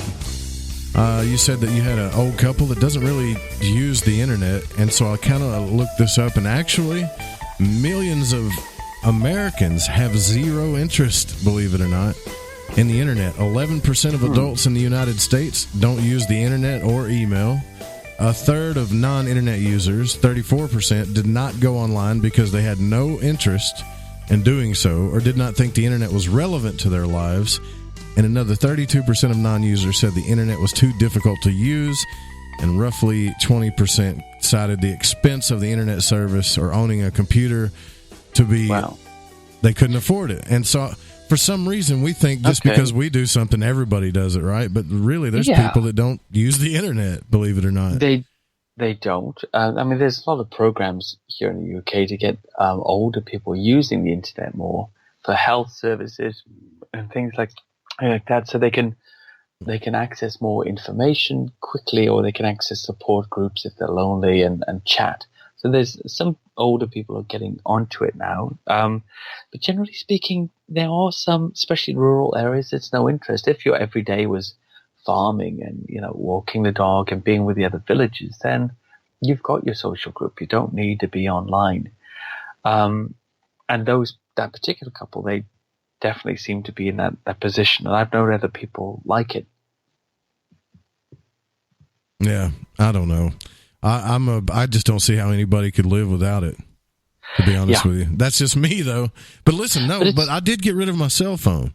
I do not have a cell phone. Wow. Anybody that knows me, the only time you can call me is if my phone is near our Wi-Fi router, because I got so sick of the thing blowing up and calling and people complaining because I wasn't talking to them. Like, I literally had no life. And I just said, you know what? The cell phones are off. They're off. Yeah. And I can't imagine turning it back on, to be honest with you. If I could do it, it would be gone today. It really would. I mean, mostly my cell phone pings with lots of social media updates. So, you have Facebook and Instagram and Tumblr and Pinterest and Twitter and all these different things. And I want to talk to people about sightings and things, of course, and I'm posting things and people are responding, and that's all fine. Occasionally, like I did a bit last night, you get trolled. And normally I try not to get involved with that.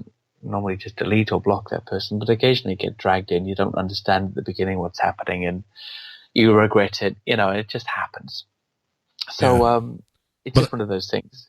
But I wanted to... I'm sorry. Go ahead, man. I thought you were done. I was just going to say, in regards to being trolled and arguing with trolls, I always say... when you argue with a fool, you become a fool. Absolutely. And sometimes I've learned that lesson hard. Yeah. Well, last night we were talking about that in the third hour. One of the listeners asked me, hey man, what do you think about these two redneck guys that shot each other over a dumpster? Like, I was like, well, I don't know what you're talking about. Went and checked it out. Yeah. September the 1st, these guys got in an argument over a dumpster, and one ended up shooting the other guy because they got into an argument. Their anger just went out of control, and next thing you know, one guy's dead. That's terrible. Stupid, man. It is stupid. But just like Vance read in the news a while ago, some kid killed himself with a chainsaw over a video game. Sometimes I do want to go live in the woods. And then you'd be mistaken for one of those mountain men, right? In 30 years from now, covered in hair. Probably. But mountain men are real, man. One of my main goals is to get a mountain man, bring him back to the studio and try to interview him and ask him. Because I think they have their own religion. Honestly, I really believe this. Like, they have their own, some type of... group of people? Yeah, so they have this... It's some type of really old Christian religion that I can't really explain, but they're super like Amish, maybe Amish, Mennonites. But it's not. Yeah, it's weird. Yeah. I love the Amish. I got to be honest. I saw there was a whole documentary here about them living with the Amish, I think it was called. And you know what? I know there's problems in their communities, and like there is everywhere, but I respected them. I liked that they stuck to their thing, and they were liking it. They were living with it. If the young people wanted to go and leave and be in the real world, they could. And that was it, they're riding around like it's the 16th century or 17th century, and they're making it work. Somebody just put, and I know this is kind of off topic, but it does make me wonder. Rose Haley in the Spreaker chat said, I'm wondering if online bullying was a part of that chainsaw incident. Maybe. It gets pretty bad on those video games online, but I can't imagine. I mean, I've had some hard times when I was a kid. Heartbreaks, super anger fits, hormone stuff, whatever, but I could never imagine doing something like that. So there's a parenting thing going on where somebody didn't pay attention to their kid, and I'm talking about on a serious level, some type of neglect going on there. I don't know, but that's insane. Well, there can also be mental issues with the person, but unattended. Clearly. Right, absolutely. So, I just think it's a terrible when something like that happens to somebody, or when they devalue themselves to that level. I've never been suicidal. My joke to everybody always is, if you hear I've committed suicide, they know that they've killed me. Just don't make sense, does it? I mean, it doesn't make any sense. I had a cousin of mine that was 13 years old that shot himself with his dad's gun. Yeah. 13 years old because his heart was broken. And, if he could have seen, his life in the future, 20 years on, that heartbreak would have seemed minuscule and tiny, right? Compared to absolutely everything else he would have experienced. So that's the sad thing about it. I'm sorry to hear that. I've known friends that have taken their lives, and some of them, had very, very hard times, abuse and things like that. But the past is what's sad about it, man, is his mother couldn't do anything about it, right? Because he was with his father. And what I'm trying to get at is we got to pay attention to our kids a little bit, more, because obviously it's very hard for me to believe a kid that was mentally stable would do something like that. Definitely not mentally stable. You're a parent. Soaring off your own head. Right. Because that takes commitment. Once you contact skin with that chainsaw, yeah, no doubt, to go man. through, that's not going to happen in a second. I'm just kind of shocked because usually Vance will send me the news, and I usually listen to the news before I put it on, but that just surprised me, and I've been thinking about it ever since, so I had to get it off my mind. Definitely. It's very sad. I don't know how we can transition into Dogman from here, but I'm going to try. Okay. Dogman is this thing like I told you about Dark Waters. I've interviewed the guy a couple times on the show. Yeah. Oh, yeah. There's a lot of paranormal activity in the place where he's from, which is New Orleans. I'm sure you've heard of New Orleans, you know all about it, Louisiana. It's, he talks about vampires, all just crazy stuff that goes on down there. And there's a lot of occult activity, too, that goes on there as well. That's what I was going to say. They've got a long history of occult activity. Where does this story of the werewolf, I was going to say vampire, but we can talk about that, but the werewolf, this has to come from somewhere. I just don't think these things are just made up and they last throughout millennia if there's not something to it. Yeah. I mean, similar to a lot of people, I used to think, in our country anyway, that these historical and mythical stories about the werewolf were more to do with cult or satanic practices, human sacrifice, like this possession, by the demon type of activity where somebody becomes the wolf in character. That's what I used to think it related to a long time ago. But since looking into it, I've actually found lots of sightings in the UK that are of actual bipedal wolf-like creatures that people now refer to primarily as a dogman. And some of them tend to have more of a bipedal gait, like a Bigfoot, hair covered but with a dog-like face. Some others are occasionally described as a wolf, standing on its back legs and appearing to have that kind of form. They seem to be in the minority. Can really only just go over the sightings and just tell you what people are describing. But they don't call it Dogman in the UK, though, right? They just call it... No, they don't. Werewolf. Yeah, in fact, the most recent one is called Old Stinker, the Beast of Barmston Drain, or it's otherwise known as the Hull Werewolf. Now, Hull it's actually somewhere in the north of England, and it's just it's a very old place, like most of the country, and it's very rural. We're not, there's a big city there, but the surround is like most of the area that's very rural. There's not a lot of habitation around, so there's plenty of countryside to retreat into, if you had to. Now, this particular sighting, I'll just get straight to it. It was in 2016, around August, and there were several sightings of this werewolf in Hull, which is in East Yorkshire in England. The first was made by a local woman who described the animal as running on two legs and then on all fours, and it resembled a human and a wolf. Later, another couple said they saw something tall and hairy eating a dog, an Alsatian dog, next to a drainage channel which runs through the countryside there. And they claimed that the creature jumped over an 8-foot high fence with the dog in its mouth. So, a large animal describing there. Another woman, same period of time, same area, was walking her dog, and she spotted something half dog and half human, and she said her dog refused to go any further along the path they were walking down, which always amuses me because it seems like she's upset with the dog for some reason, but I think he did her a solid, he really saved her there.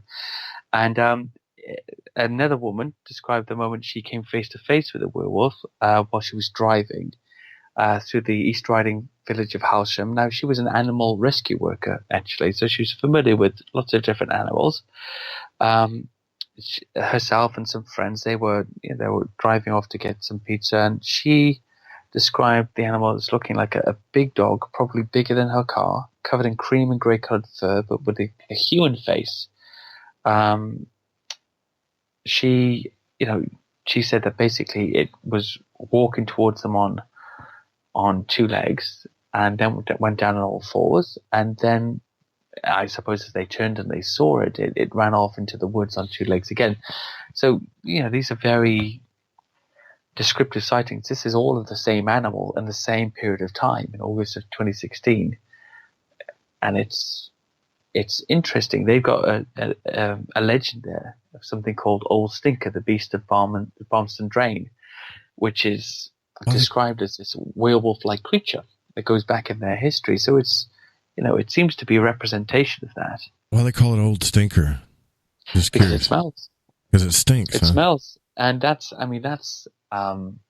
another Bigfoot-like aspect. I considered for a long time, could there be different forms of the Bigfoot? Could the werewolf be another form of it with maybe a long snout? Maybe. I don't know. I honestly don't know. I think that's me sort of mentally stretching myself again to try to fit it into the belief system I would prefer. I really don't know exactly what it is. But there is one that I think was actually reported by Linda Godfrey a long time ago, the author. That's who I need to talk to, right? I really need to talk to Linda. Huh? Yeah. I mean, obviously this is her specialist subject. Yeah. So she's the number one worldwide for this kind of thing. I also met her recently at Crypticon, and she was just a lovely, lovely lady. So nice, and really had time for everybody that came to speak to her. I was one of the speakers, and sure, but she really didn't know me very well, and we had a nice conversation. This particular sighting was from 1996 in a place called Camberwell, which is actually, it's not far from London here. It's very central. It's a district of South London, actually, in England, within the London Borough of Southwark. So this is in the city. What we're talking about here, and it's in October, and a man is en route to see a friend. Decides to take a shortcut through Camberwell Old Cemetery to save time. When something really strong grabs him and smashes him into the ground, he looks up. He sees a large creature with a dark fur and a head like a German shepherd looking directly at him, slobbering and growling and sniffing his body up and down like a dog. And just as quick as the attack starts, it finishes and the creature runs off. And this is really a really interesting aspect of this sighting, as the witness says that he believes his life was spared because he suffers from a disease that dogs can smell. Don't know what the disease is, but that's an interesting point. That's the kind of thing you look for in witness reports, because he's saying he saw a werewolf. That's a crazy thing to say, right? But the elements of what happened seem very animal-like. It sniffs him, it leaves. He thinks it's because he's got this disease that dogs can smell, which to me is astonishing, and very realistic. So there's reports like that all over the place. There's some in Wales. There was one seen in the 50s in Loch Morar in Scotland. They're all over the place. 3 workmen saw a wolf man in a place called Poulton Mill when they went to get to a storage area in the countryside to get some of their supplies. They saw a 7 to 8 foot tall upright wolf man jump down from the roof in front of them and chase the car. And they quickly reversed and drove off, not returning to the site. I grew up in the woods my whole life, though, Andy, and it's like I've been out in the woods. Even today, I'll walk a little ways out in the woods at night. Not so much at night anymore. I think ever since I talked to Dark Waters, because there's some horrific stories this guy's talking about. Almost like these wolves would, they weren't just animals. And according to some of these stories, like they had brains that they would. There's a story called The Siege of Lockett Ranch where this family got into a tussle with a pack of, I guess, dogmen. And to this day, it was kind of reported, but they don't really talk about it. And I just don't know, man, because I've been in the woods my whole life. Obviously, we've all heard weird things in the woods once or twice that don't make sense. Yeah. But it makes you not want to go out in the woods if you really think about it anymore. Yeah, I mean, these creatures are clearly very rare. We're talking about we're getting all the sightings rolled into one here in a conversation like this, but these are spaced out over many years and in different places. That's a good point. Locations with very few individuals involved. So, if you took the number of bear altercations or rattlesnake bites or wolf attacks or coyote attacks, actually think about that. They're not really reported, but that's a very frequent thing, isn't it? They're very bold coyotes. I think of all those kinds of attacks and then put that next to how many dogman or Bigfoot sightings have been. It's like a blip. It's minuscule. It shows that there's a small population or whatever each of these animals is. Small but stable population in comparison to the population of the country and the other animals. I think they exist in much lesser numbers than other animals, even bears. And that's why we don't see them very often. Small family groups moving around, maybe a few solitary individuals coming into contact with us from time to time, accidentally. The only thing that I ever ran into the woods that was truly paranormal, and I'll be honest with you, I was a bit stoned out of my mind, but so were my friends, but we all heard it. And we were deep in the woods. We had just left a party, one of those high school after parties somewhere. A secret, deer lodge out in the woods somewhere. So we drove at least 10 miles away from this thing. We're nowhere near civilization. We've been drinking beers and stuff. Not proud of it, but, that was my younger years. And then that's okay. We all got out to take a leak. Naturally, when you drink beer, you got to take a leak. And we all got out, and I heard our children laughing in the woods. Wow. And not only did I hear them laughing in the woods, it echoed around us. Wow. And my buddy Brad started laughing because he thought he was tripping. He was like, "Do you guys hear that?" Laughing, and he, of course, he was stoned too, so he was laughing kind of like a hyena, kind of crying, laughing because he was so stoned. And I said, No, man, I hear it too. And Kevin was like, "Yeah, I hear it. Let's get out of here." And at that point, the horror started sinking in, like your heart rate starts speeding up and you just want to get out of there. And I would, I always told myself, man, if I'm out in the middle of the woods and something crazy happens and I'm with my buddies, I'm not going to be afraid. I'm going to go investigate it, because what could it hurt you? But when you're truly horrified and terror like that, you don't think logically, Yeah. Okay. So this is something I've done in the woods at night, gone out looking for Bigfoot in areas where there's been sightings. But recently, when I was in the US, I went to Lake Champlain with Katie Elizabeth, the Champ lady. She's been there for 12 years looking for Champ. I think she's lived next to the lake for 2 years now, and she's had 12 sightings of this creature. Got good success rate. But when you see her daily routine, day after day, you see why that would be, because she's there all day, every day with a camera in all these different hotspots. So the point I'm alluding to this is, on the last night that we're there together, she said, "You know what? I had a head sighting while I sat in the car at Arnold's Bay one day with a friend, and we sat in the dark, and I switched the light on, and there was a head out on, in the bay, and I got out and I took a photo of it." She said, "Why don't we get some chicken to go down to the bay, walk down there, and in the dark, and throw it out, and we'll get the binocular so we can see and see what happens." She said, "I've never done it alone. I'm too scared." I said, "Okay, let's go." So I record this now. It's on my YouTube channel, Beast of Britain. You can see the blackness, or you can hear the conversation. So what's funny about it is that we're standing there. We throw this chicken out. Now and again, you can hear strange splushes and whatever. That's just the waves hitting the rocks and the current changing. But slowly but surely in our general conversation that we had, you can hear us getting more and more and more scared. You can. This is on YouTube? Feel the fear. It's on YouTube. There's nothing interesting in the footage. You won't see anything interesting. Yeah, but I want to see your reaction. You'll just hear us start to get more unnerved. Right. That we're joking around a bit because it's completely black. We believe that the creatures are real. She's seen them, so she knows they're real. And there's been sightings in that bay. She knows that. So here we are in the dark at night. Something could come up. There's never been any listed attacks by the animal, but we don't know that. Maybe those people never survived. We're just suddenly faced with the fact that if the animal is real, we are now going to have a close encounter if we're lucky enough for it to come to the bait, which is in the shallows just offshore. And that's a reality, even when you're looking for Bigfoot or Nessie or whatever, is that suddenly if you're in the forest, stood in front of an 8-foot tall ape, full of muscles, it's an animal. It has to react to that situation just like you do. You start to feel cornered if you think about it, yeah. How do you react when you're in the reality of the situation that anything can happen? That's the truth of looking for these things. Once you're in that situation, you're an individual, the animal's an individual. And we all know with bears, for instance, there's a number of ways in which they can react. And you can't predict it. So it's just that situation. I always think about that.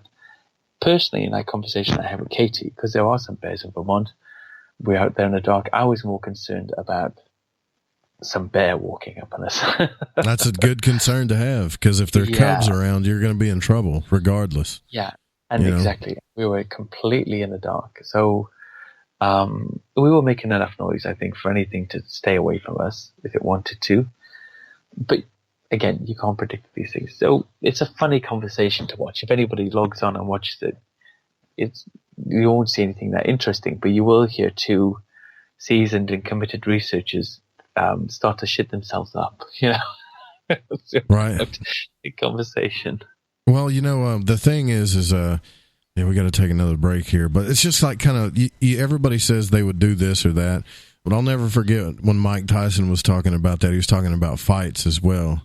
Because, the commentator after the boxing match comes to him and he's like, what was your plan for the fight? And he goes, plan? He said, everybody's got a plan until they get hit in the mouth, Yeah. And that's the thing. You feel cornered. You start thinking about it. What am I going to do if this is real, if this thing really shows up? And it starts to get freaky if you think about it. Yeah. Of course it does. Yeah, shoot. We got to take a break. We'll be right back, guys. Okay. Sorry about that.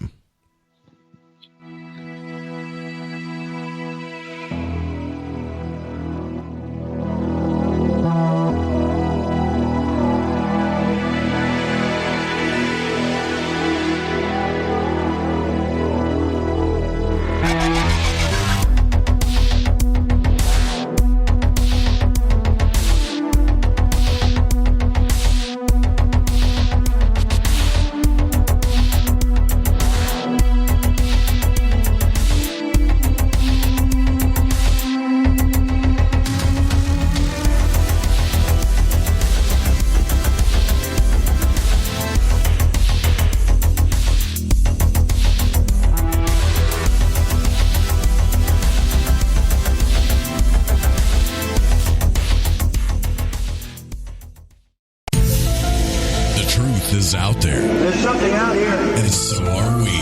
KTLK Digital Broadcasting, The Fringe FM. You're listening to Lighting the Void Radio. How you doing today, guys? This is Garrett Lee. And this is Randy Warner. From the Healers and Hellraisers podcast. A podcast about people. You're going to hear stories from the enlightening to the frightening. Told by those who lived it. Listen right here on The Fringe FM. Wednesdays at 5 p.m. Pacific, 8 p.m. Eastern. And on The Fringe Free-For-All, right here on The Fringe FM. Who were the real ancient Egyptians? What is it about ancient Egypt that captivates us all? The critically acclaimed series Magical Egypt is back with all new episodes. Let Chance Gardner and company take you on another adventure through Magical Egypt in the new series Magical Egypt 2. Magical Egypt 2 attempts a forensic reconstruction of the science of the ancients through a study of ancient aesthetics. Also, the best researchers and authors in the field like John Anthony West, Graham Hancock, Laird Scranton, Robert Bouval, Lon Malduquette, Aaron Cheek, and more join together to explore the topics of the esoteric and the hidden messages of the ancient Egyptians. Just go to magicalegypt.com right now and put in the code word FRINGE and get 10% off any download or order, including the groundbreaking original Magical Egypt series, as well as the new episodes in Magical Egypt 2. Also, check out the great work and the companion series at magicalegypt.com. Click the banner on the Fringe FM or go to magicalegypt.com and use the code word FRINGE and get 10% off your order today while it lasts.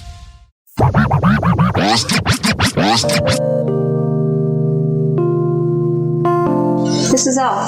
I listen to Lighting the Void because it's interactive radio with good content, interesting guests, and a humble host, sharing his journey through the esoteric. Hey, Joe Roop. Thanks for having us along for the ride. Thank you so much for a delightful evening. Well, I got a lot of ground to cover.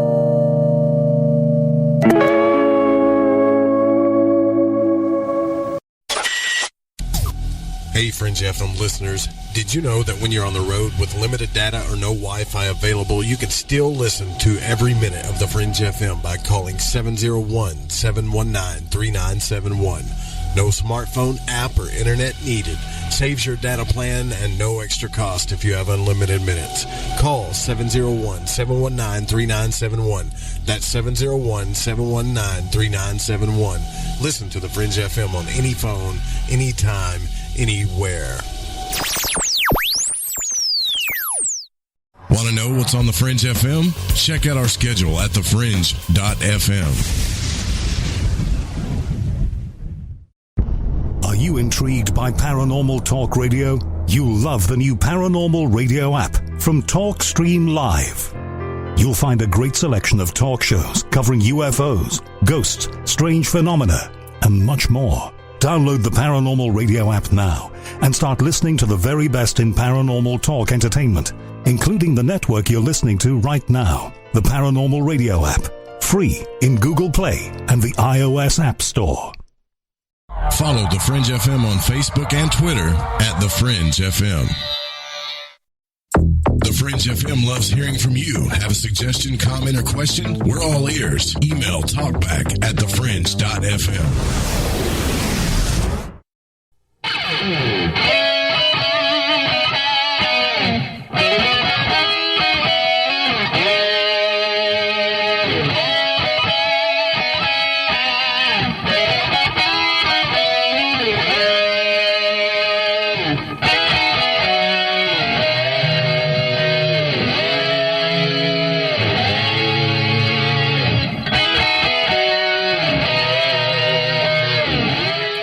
Welcome back to Lighting the Void. I'm your host, Joe Roop.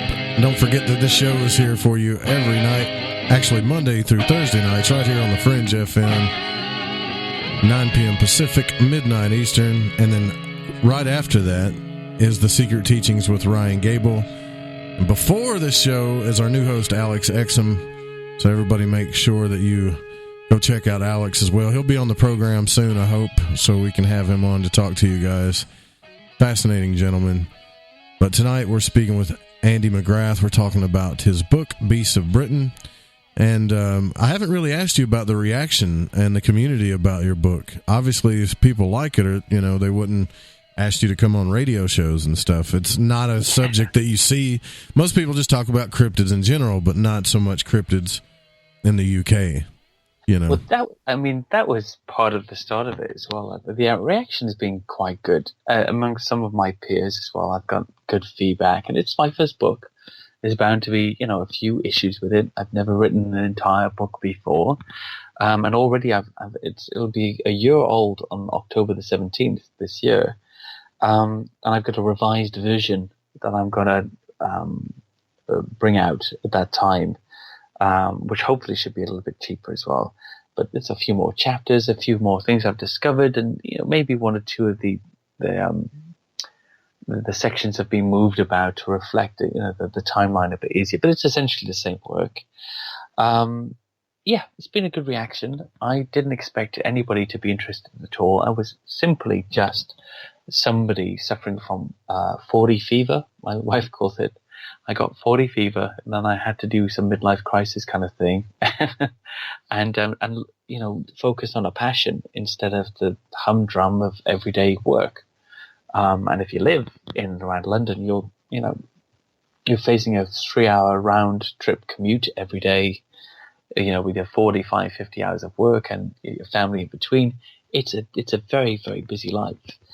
And you've got to have interest, because a lot of the time you'll spend traveling. And I actually confess that most of this book I wrote on the train, commuting back and forth, on my laptop or on my phone or whatever I could get a hold of at the time, because that was my downtime then. That was the time I had to do it. So, it's been interesting. It was nice to come to the US and do those talks with with a lot of the speakers I respected so much. But now I'm just trying to push my TV series. There's a teaser trailer on my YouTube page as well, on my Facebook page.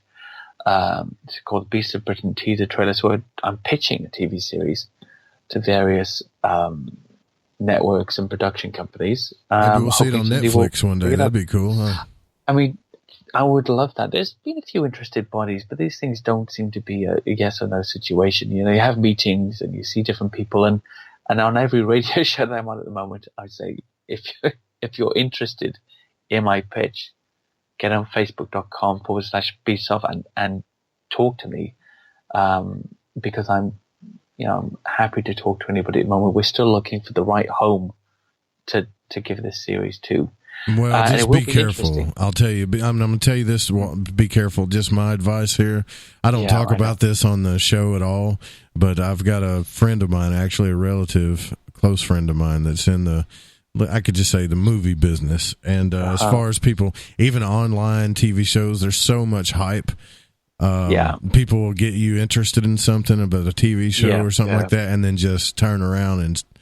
To me, it's almost better if you make it yourself and then pitch it. Yeah. You know what I mean? That works sometimes. I've considered it, and it's still one of the options. I've been talking to Seth Breedlove, from Mothman at Point Pleasant and the Beast of Bray Road, and he's done all that himself with Kickstarter campaigns. He's an amazing director, but it's, I think Seth is really adept at this. Raising that money in a Kickstarter campaign, that doesn't work for everybody. He's got a special way in which he's managed to do it. I think I could do it. I'm just feeling through the rest of this sort of network pitch routine to see where it leads. People have warned me people might steal the idea. I know that they're going to steal it. I can't stop them. It's out there basically. If they're going to steal the format, I can't stop them. What I'm hoping is that they will be interested in the format that's attached to the book with me in it. And either they will or they won't. It's a side idea. Each new book, Beast of North America, Beast of Europe, all of the titles that I have lined up will be hopefully attached to a series that investigates the sightings in the book and the areas. And it would be something like a mix between River Monsters meets Coast. I know you probably don't know what Coast is, but that's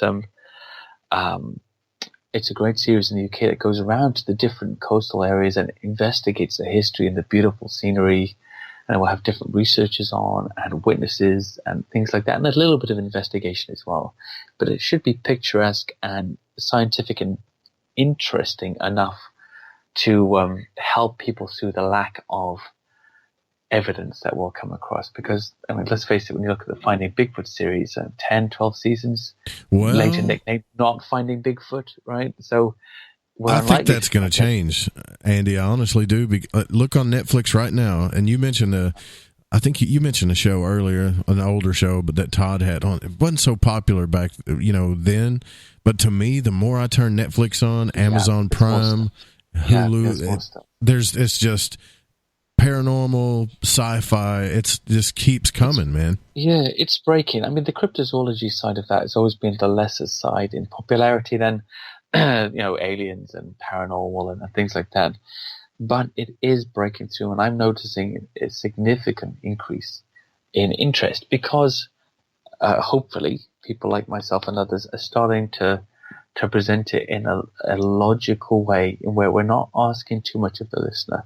We're not asking people to stretch their imaginations too much, but trying to place these animals into a logical, scientific, and ecological niche in which they could inhabit and avoid people's attention. So I think the biggest problem people have with things like Bigfoot or Nessie or whatever else is it's a loss of ego.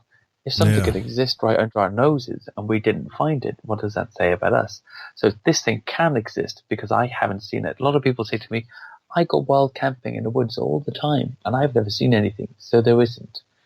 And that's a funny perspective to have, isn't it? I haven't seen it, so it isn't. I used to listen. You're talking about me, man. Yeah. I used to say that too. Like, really. Yeah. I mean, it wasn't too long ago on this show I would say that. Like, I've been in the woods my whole life, never seen anything. Yet I've still told you about a few paranormal events. And that's not really a rational thing to say because there's so much of life itself that you're missing out on from your perspective. So that's pretty dumb, way to look at it, I think. I've never actually seen a bear, but I'm sure they exist. Right. I mean, I've not seen one in the flesh, right? I've seen footage of them, but it could be faked, right? You just see the thinking suddenly. I've never seen a giant squid, but I mean, this is another thing we talked about with the other guys, the explorers guys recently. Cryptozoology. So the point is to try to get these animals accepted and discovered and to become part of the natural, fauna. And an example of that recently would be the giant squid. That was the kraken, right? For so long. It was the kraken, and now it's a giant squid washed up on the beach. Okay, cool, whatever, don't care. Oh, look, a giant squid on camera. They're going, oh yeah, okay, that's interesting, sure, whatever. This possibility, and sailors who talked about these things in years past, they were vilified, ridiculed. And yet, here they are on camera, washed up on the beach, in museums, giant squids, and we don't think anything of it. So you're upset that nobody's standing in front of the glass going, look, this is the kraken. Oh my goodness, the kraken. Yeah, right. And will it be like that with Bigfoot or some other things in future? Oh my goodness. Or will it be, oh yeah, that's, look, look at this, they've got a Bigfoot carcass here. Oh yeah, that's right. What's it called now? Oh, it's like, this is the technical name, right? The scientific name. Bigfooticus normicus or whatever, right? And it's our perceptions change, and you only need a little bit of time to make it so. One of the sections in my book is it's called Beasts in Our Backyard, and it's about animals that are very normal, known animals, but don't belong in our country. They're not native to our country, and they've become endemic. They've become natural to our land, and we don't think. Can you give me an example? Like the grey squirrel. Grey squirrels are not from the UK. Like the Canada goose, they're not British. We have things like wallabies here, which is like a small kangaroo. I know you know that, but just for the listeners. And I think there was some kept in a private zoo somewhere in Buckinghamshire. And there's now sightings in Buckinghamshire, Oxfordshire, the Peak District, East Sussex, West Sussex, Hampshire, Lancashire, Cambridge, Cornwall. There's even a population on the Isle of Man that's descended from one pair, and they're all over the place. You don't normally see them, and they don't have a detrimental impact upon the ecology. They're quite easy animals to have around. They're not aggressive in any way. They just keep out of sight. So there's lots of areas in the UK that have them. The wallabies, they're from Australia, and yet they live here in sustainable numbers now. Do you remember not too long ago that fish that traveled? It wasn't listen, I know this is going to sound crazy, but it really existed, and I don't know if you remember this, but it was a fish that could go from water. It could actually get up, and they said it walked like it had legs, but it would get up from one body of water to another, and it destroyed everything, ate everything, killed everything. Where was that? I forget the name of it. I actually saw one. Is that the lungfish? No, it was kind of looked like a piranha. It had a weird look to it, but it could move from one body of water to the next. Yeah. I think I know what you mean. Yeah, I think I know what you mean. And it came from China and made its way all the way over here to the U.S., and the Game and Fish told us if you see one, kill is it. That the snakehead? The snakehead fish. That's what it was. Yes, the snakehead. And they're all over the place now. I've got 4 friends, man, and I'm not playing. There's a creek in Grapevine. Same place I saw that weird flying thing that we used to go swimming. You know, it's got a creek with a rope swing, and you tie a thing around it, and we just takes a while to get back down in there on the Saline River. And we would actually just go swimming there during the summer because it's hot, and it's the only place that we knew to go. A muddy creek, right? Well, I'm not playing. We saw one of these things, and it may not even have been a snakehead fish, but this thing fell out of a tree, the tree that was hanging over the water, and swam into the water. Like I could see the top of it. It had like an eel top. My friend Austin was there. Aaron Rodgers was there. I'm naming last names if you guys are listening. Yeah. Junior was there. And we all took off running out of the water because we'd never seen anything like it. How the hell did it get up in the tree? It was an eel? You don't think it was an eel? I don't think it kind of looked like the snakehead thing, but why did it get in a tree? It fell out of a tree, man. I mean, that's very odd. I've never It wasn't a snake. Like that before. No, I mean, I know eels move across land sometimes when they move into new bodies of water, and I can imagine one of those getting up into a low-lying tree of some kind, but that's very, very strange.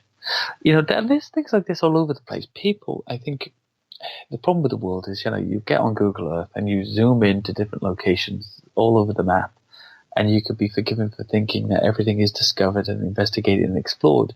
And even as we say in our own backyard, we barely know what's there or the behavior of some of the creatures out there, because we're not, we've got these great documentaries, but we're not set up in every locale all over the world, monitoring every bit of forest or river or lake all the time.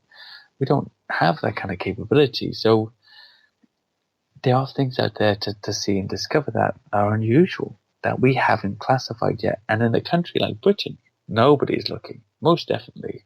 This is like I say that you said in my bio at the beginning, 19th century probably been the last point when people were, even before that, looking at stuff that might be here.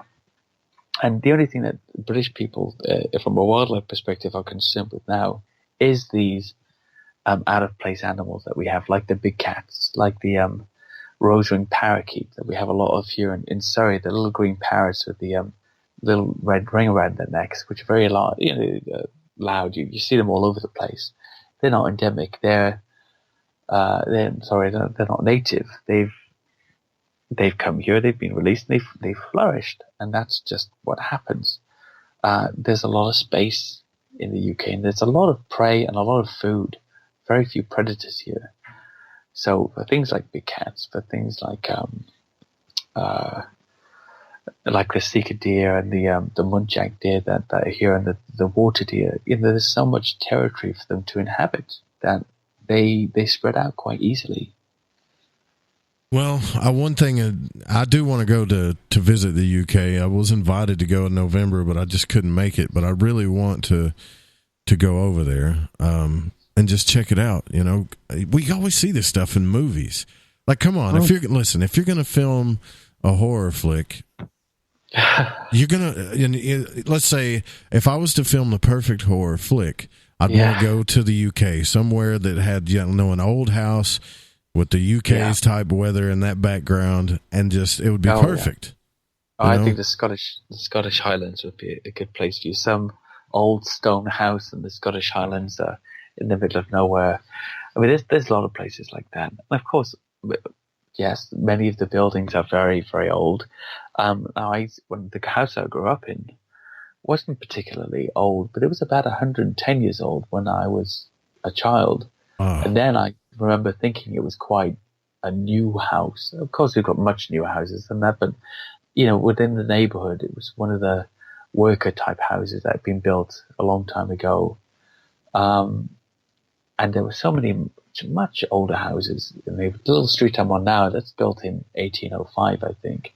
But it doesn't seem like long ago, actually, when you think about it. I was just thinking recently that in 2025, it'll be my grandfather's 100th birthday. He's dead now, actually, died a few years back.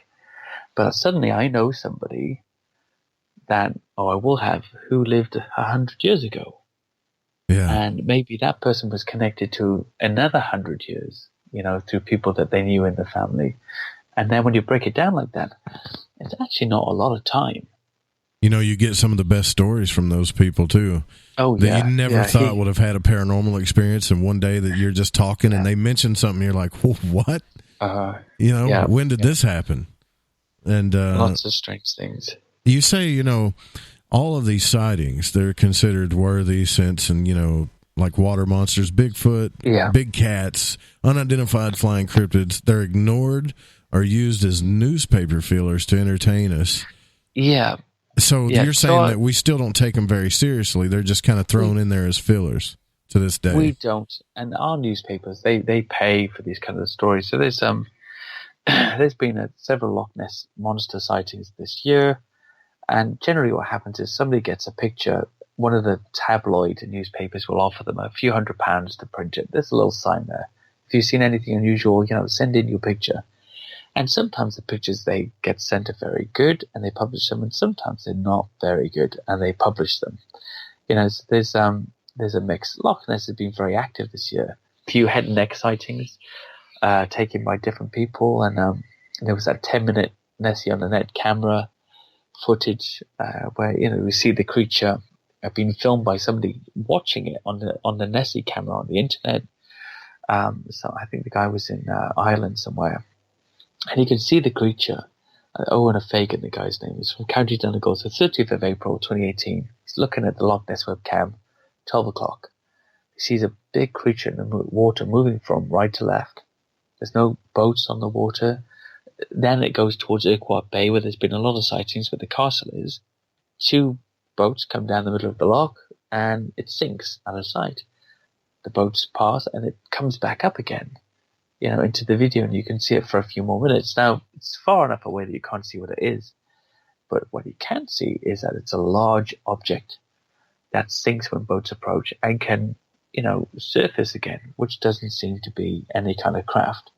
And then we have several other sightings and pictures that are ambiguous, but, people are seeing something. A doctor said he saw a long neck or a back sticking out of the water recently in September.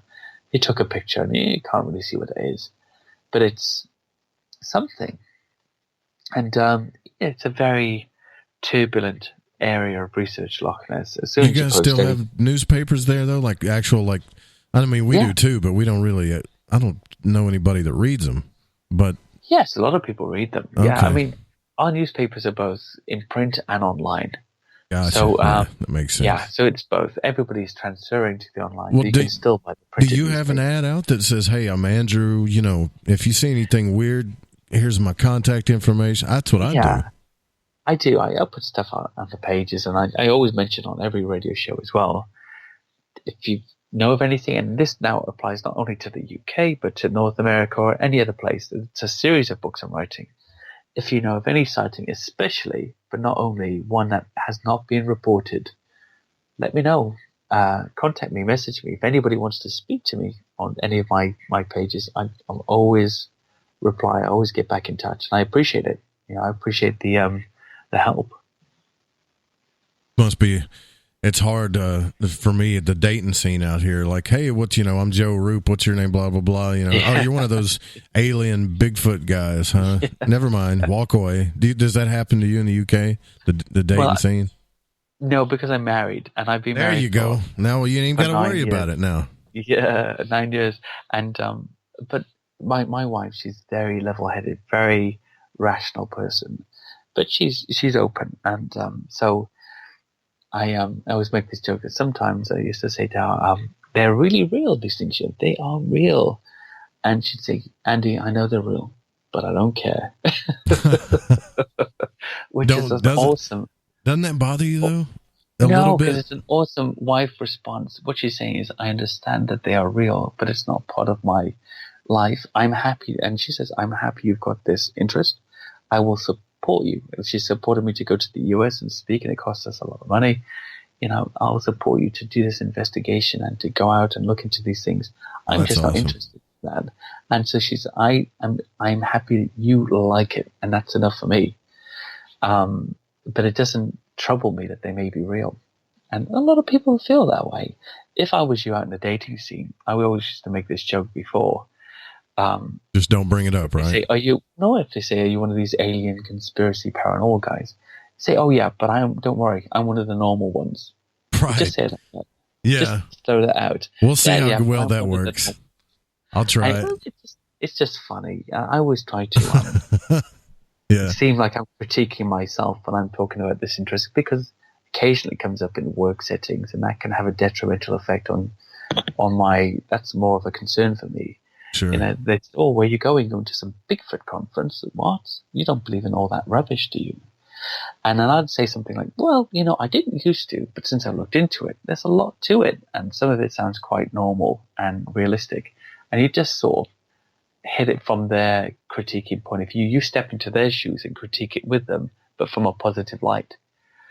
And they'll start listening to you, because you're not trying to convince them anymore. You're trying to rationalize it too from their perspective and saying, yeah, isn't it strange? But this thing happened, or I heard about that, and that kind of made me feel there was something to it. That's all I do. Well, you got it. You got it. You're well together, man. You had a word for that. What was that word you used before the show? Compos mentis. There you go. That's it. Compos mentis. Well, we got one short break to take. When we come back, we'll take any of your questions. If you want to call in, you know the number. It's 1-800-588-0335. Or if you want to ask any questions to Andrew in the chat room, just make sure you put it in caps. We'll be right back.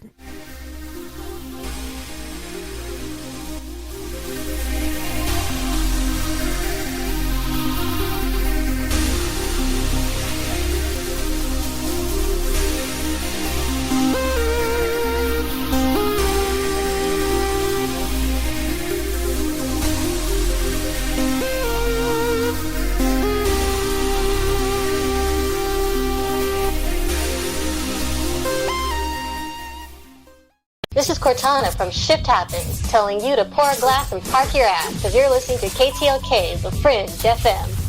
Shithead. If you have hard water, the lime scale not only leaves white spots, it clogs pipes and breaks down appliances, costing you hundreds of dollars in energy and wear. Eliminate lime scale and other water issues like brown staining and bad odors with HydroCare water products, available from Wave Home Solutions. Wave's affordable water systems don't use salts or chemicals. You'll love the way your water tastes, smells, and looks. Satisfaction guaranteed. For more information, go to bestwater123.com. That's bestwater123.com. You're listening to Lighting the Void Radio. Do you want to lose weight but have no idea where to begin? The Fast Start Diet, a 3-day weight loss plan, is the answer. 3 days of nutritionally balanced, calorie-restricted meals delivered right to your door. No shopping, no measuring, and no cooking. Everything is prepared for you and ready to eat at home or on the go. The Fast Start Diet has all the amazing benefits of intermittent fasting without starving. We've helped thousands of people who have struggled to reach their weight loss goals. Isn't it time we helped you? With the Fast Start Diet, you'll lose weight and feel great. Find us on Amazon or go to faststartdiet.com and use promo code TALK to get $10 off your first box. As a special bonus, we'll include our #1 rated Lipo3 appetite suppressant spray free with your order. Whatever your diet plans are, start with us at faststartdiet.com. Does your basement or crawl space have a damp, musty smell? Well, watch out! That's a sign of too much moisture and not enough ventilation. And that can mean increased mold growth and the buildup of harmful toxins and gases. Don't bother with a dehumidifier. It just circulates the same unhealthy air. Now there's a better way to remove these dangers and odors. It's with the computerized Wave Moisture Control Unit that reduces moisture and expels pollutants. We replaced our old dehumidifier with the Wave unit, and in only 3 weeks, our basement is dry and the musty smell is gone. Wave units require no maintenance, no buckets of water or filters, and costs only pennies a day to run. Breathe better, live healthier with an affordable, no-maintenance Wave unit. Call 888-717-WAVE, 888-717-WAVE, or visit dryhealthyhome.com. Dryhealthyhome.com. Ride the wave. Wave Home Solutions for a healthy, comfortable home.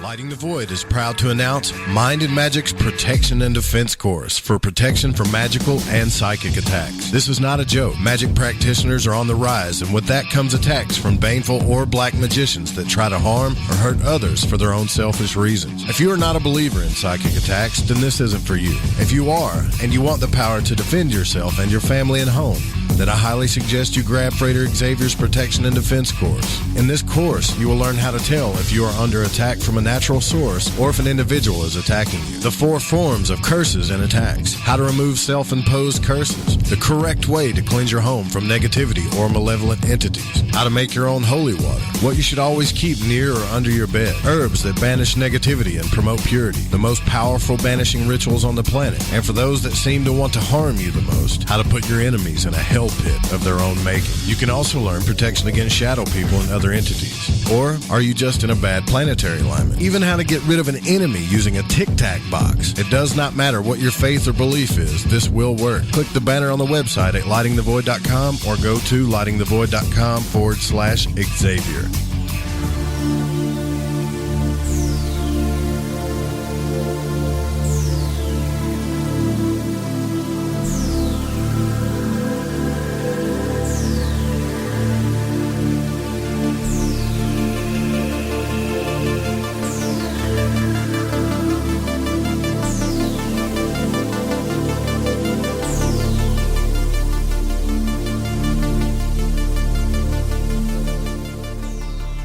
We're back. We're here with Andrew McGrath, author of Beast of Britain. If you want to call in, it's 1-800-588-0335. Also, you can put your questions in the chat room if you have any questions for him. I'm sure I've missed quite a few. But I will say this, man. It's been one hell of a conversation. Anytime I'm going to do a show about cryptids, Bigfoot, anything like that, I'm always, and you can ask my producer Eric, I'm like, man, I don't know if I want to do that. I don't know. It just never goes right. I don't really know if I believe in it. And I got to say, like, this has been a real pleasure. Oh, thank you. I mean, the same for me, actually. And it's my first Pacific Time interview also, so it's a newbie for me. I've been on EST, CST this whole time. And it's nice. It's early in the morning, but it's at least the next day. You know, I can sleep and start up with the whole thing. That's been cool. Well, I got Trisha G coming on next week, and she's from she does tarot reading and numerology. She's really good at it, and she's like, "Oh my God, it's going to be 5 a.m. for me." Yeah. And I was like, "You know what? If you don't want to do it, I totally understand." She's like, "No, I'll do it." And most people, you know, they'll take a nap or something. I know when I had Dean Radin on, it was kind of late for him too, so he had to take a nap before he came on. So it's, you know, I don't take it lightly that people spend their time on this show. It's a good thing. And it's fine. I just want to sleep at 10 or thereabouts. We had a little message in between, right? I want to sleep at 10 and got up at about 3:30, got my stuff ready, and it's fine. It's a nice time to be awake, nice and quiet. You know, I was thinking about what I was talking to you about break. What do you say to skeptics? Do you get a lot of skeptics or people that are always just trying to, you know, bust your bubble all the time about this stuff? Yeah, I do. I don't tend to get a lot of negative hassle all the time. I get that very occasionally, and it's very clear what it is when it happens. Of course you get lots of skeptics because I agree with their skepticism. It's a big ask. We're asking people to believe a big thing here without with very little evidence. You've got eyewitness testimony with Bigfoot, of course. You've got the footprints and the hairs and things like this, but it's still not established. It's not accepted in the scientific community. So you're saying, believe in the boogeyman, essentially, right? Right. To somebody, it's as good as saying that. And they've got to take that in good faith, and that's a hard thing. So I never ask people to believe it, ever. Actually, I always just say, well, I'm very positive about it because of the these corroborative witness sightings, because of the matching descriptions, because of the possibility that some of these animals, like the Loch Ness Monster, in my mind, being a plesiosaur, which is a very unpopular theory, even amongst the researchers, by the way. I'm really out of step with what everybody wants to think about that. I think it matches the sightings. Bigfoot, I think that's a good Gigantopithecus match, from what we know, which is very little about the Gigantopithecus, but still. And of course, there's lots of different opinions, but the skeptics generally tend to be from either a scientific background, and that's fine because they need that scientific final proof to believe. I think that's acceptable and valid and necessary. Sure. And the others seem to be from like we said, I've been out in the woods all my life and I've never seen anything, so they can't be. I've been sailing in Loch Ness or the other lochs or around this coast where we've seen sea monsters. There's lots of lake monster sightings all around Britain, by the way. I've been sailing in these waters my whole life and it hasn't happened to me, so it can't be. And that to me is just, that's not logical. It's not sensible. A lot of people say, somebody was trolling me last night saying, well, Operation Deep Scan 1 and 2 disproves that there was a Loch Ness Monster. And I said, how do you figure? And they said, because they didn't find anything. And I said, so does that mean that all of the unrelated witnesses since have been lying or imagining things? Now, was that the recent operation where they were going to dive down and look for fossils and all this other stuff? No, it wasn't. No, it was a long time ago, actually. And they actually had a fleet of boats with sonar scanning the loch up and down. Now, I know somebody was involved in that operation, the first one anyway, and he said that because the boats were so close together, they had to set their sonar really low. And also because they were so close together, most of the sonar cancelled out all the other sonars, like a white sheet of, signals almost. So it wasn't a good plan. They couldn't go to any of the bays or too close to the sides of the loch because they could crash. So essentially it was, they only got about 80% of the loch in. And they also did have 3 big contacts on the first day anyway, so they did find something. They found 3 big unidentified contacts on the first day. And it's an odd thing for me. Katie Elizabeth, the Champ lady, she believes that she's recorded echolocation in Lake Champlain. She believes these creatures use a form of echolocation and to find their way around and have great hearing. So she believes when you stick a sonar device into the water, what you're actually doing is advertising your location, and they pick that up and move away. Now that's an easy get out of jail free kind of card for not finding anything. For me, I always look at the witness sightings. I've believed for a long time that the Loch Ness creatures, particularly those animals, are not in the loch all year round. I believe that they're seasonally. They're normally seen near the river mouth villages, the inver villages, and where there's a lot of fish entering into the loch, into deeper water from the rivers. They've been seen feeding on trout and things like that near those areas as well. Mm-hmm. So that's, that gives some sort of plausibility to them being there when the fish stocks are high, or seasonally, perhaps. Now, I did a little statistical study of, I think it was about 16 years of Loch Ness sightings, and I compared those to salmon catches and weather patterns. So a lot of the fish are insectivorous, they eat insects.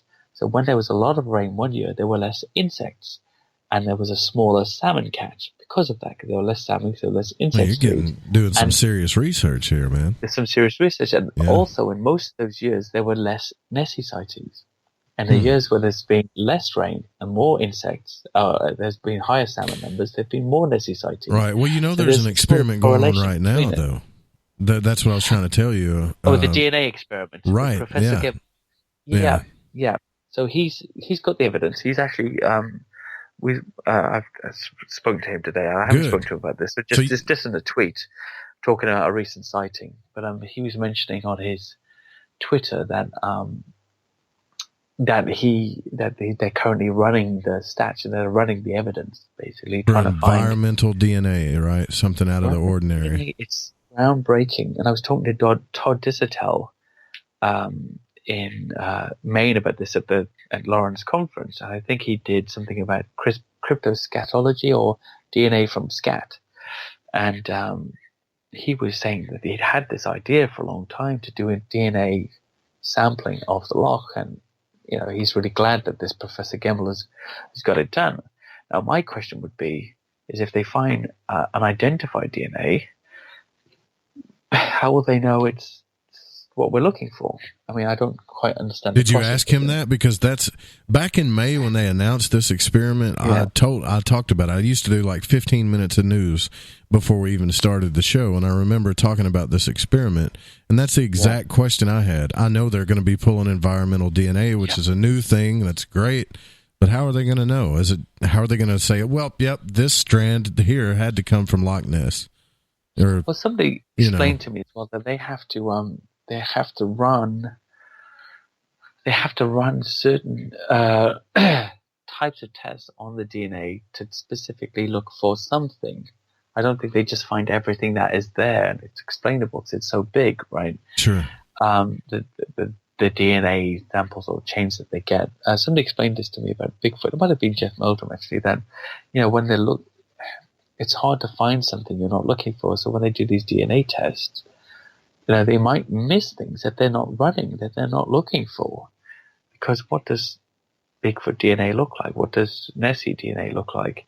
I don't really understand the process well enough, I think, to doubt it. I just wonder if they do find something, how that will be classified. Right. Apparently, and just for anybody that doesn't know, if you look up environmental DNA, they're saying it's really powerful because it gives you a genetic snapshot for the entire ecosystem. That's great. And that's it. I believe they said that they were going to have the answer, or at least their findings, by January. To me, though, that's not nearly long enough to do that type of an experiment. But I guess they got deadlines and stuff they have to meet. They could have a very big lab. We don't know how many people they've got working on it. It could be a big project. It certainly seemed well funded while they were there.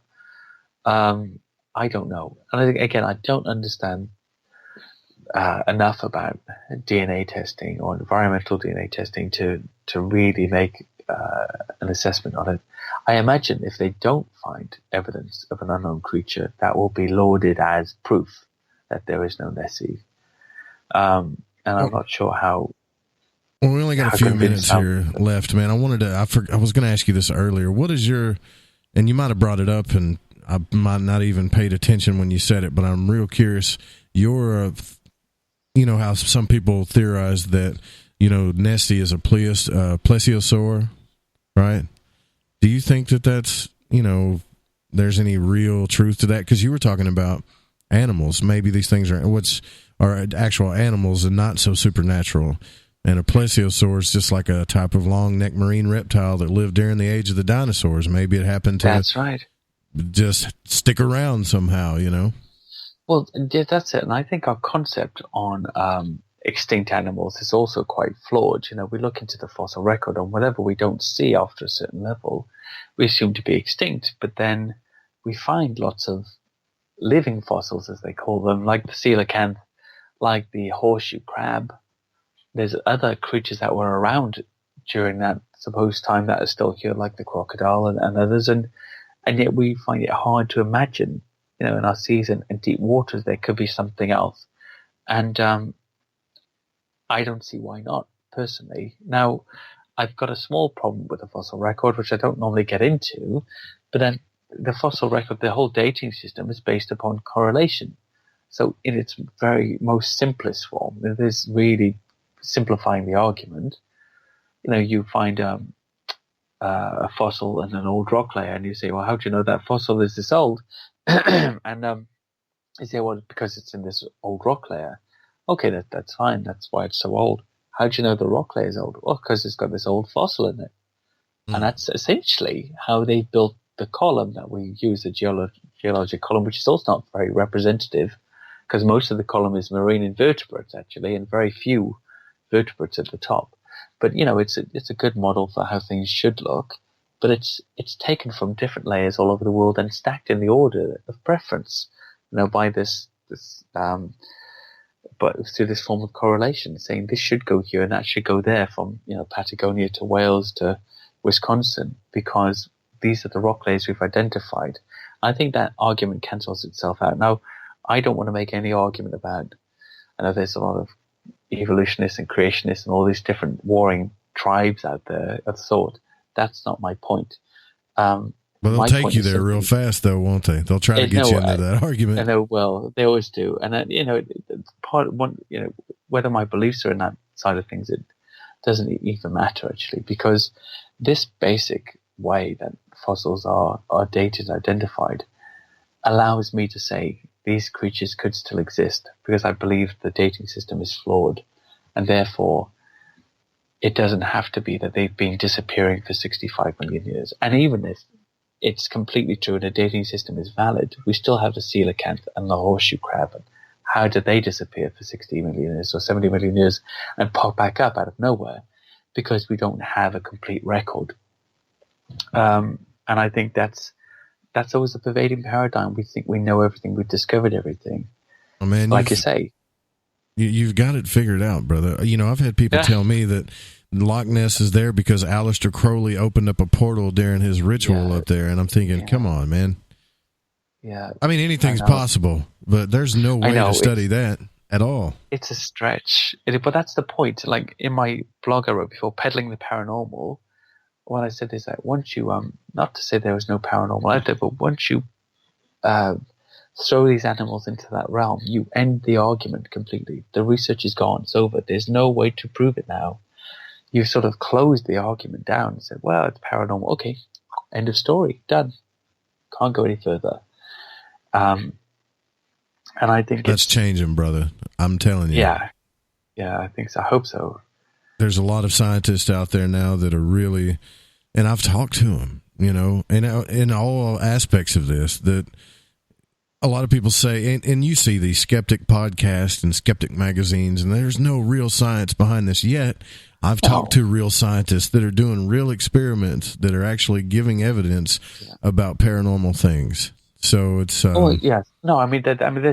there's definitely stuff out there. I mean, not that there's no evidence for the paranormal. Sure. I guess what I'm saying in terms of animals is it's kind of like a throwaway excuse to stop the investigation, to say, well, it's spiritual, instead of perhaps if it's an animal and we can see it feeding and turning up at certain seasons every year, we can figure out where to find it. I get what you're saying. Yeah, those aspects. So because they're throwing it into the paranormal, they stop. They're like, well, that's a paranormal thing. It's just nothing there. I get what you're saying. Yeah, because when does the portal open, right? Whenever it opens. But we know that the salmon come into this river at this time of year and it's been seen there. So that's what I'm talking about. Well, you got a couple of minutes left here, man. You need to plug away. Yeah, so plug. Right. So there's the book, Amazon.com, Beasts of Britain. For those, there's a paperback version. The Kindle version is much, much cheaper.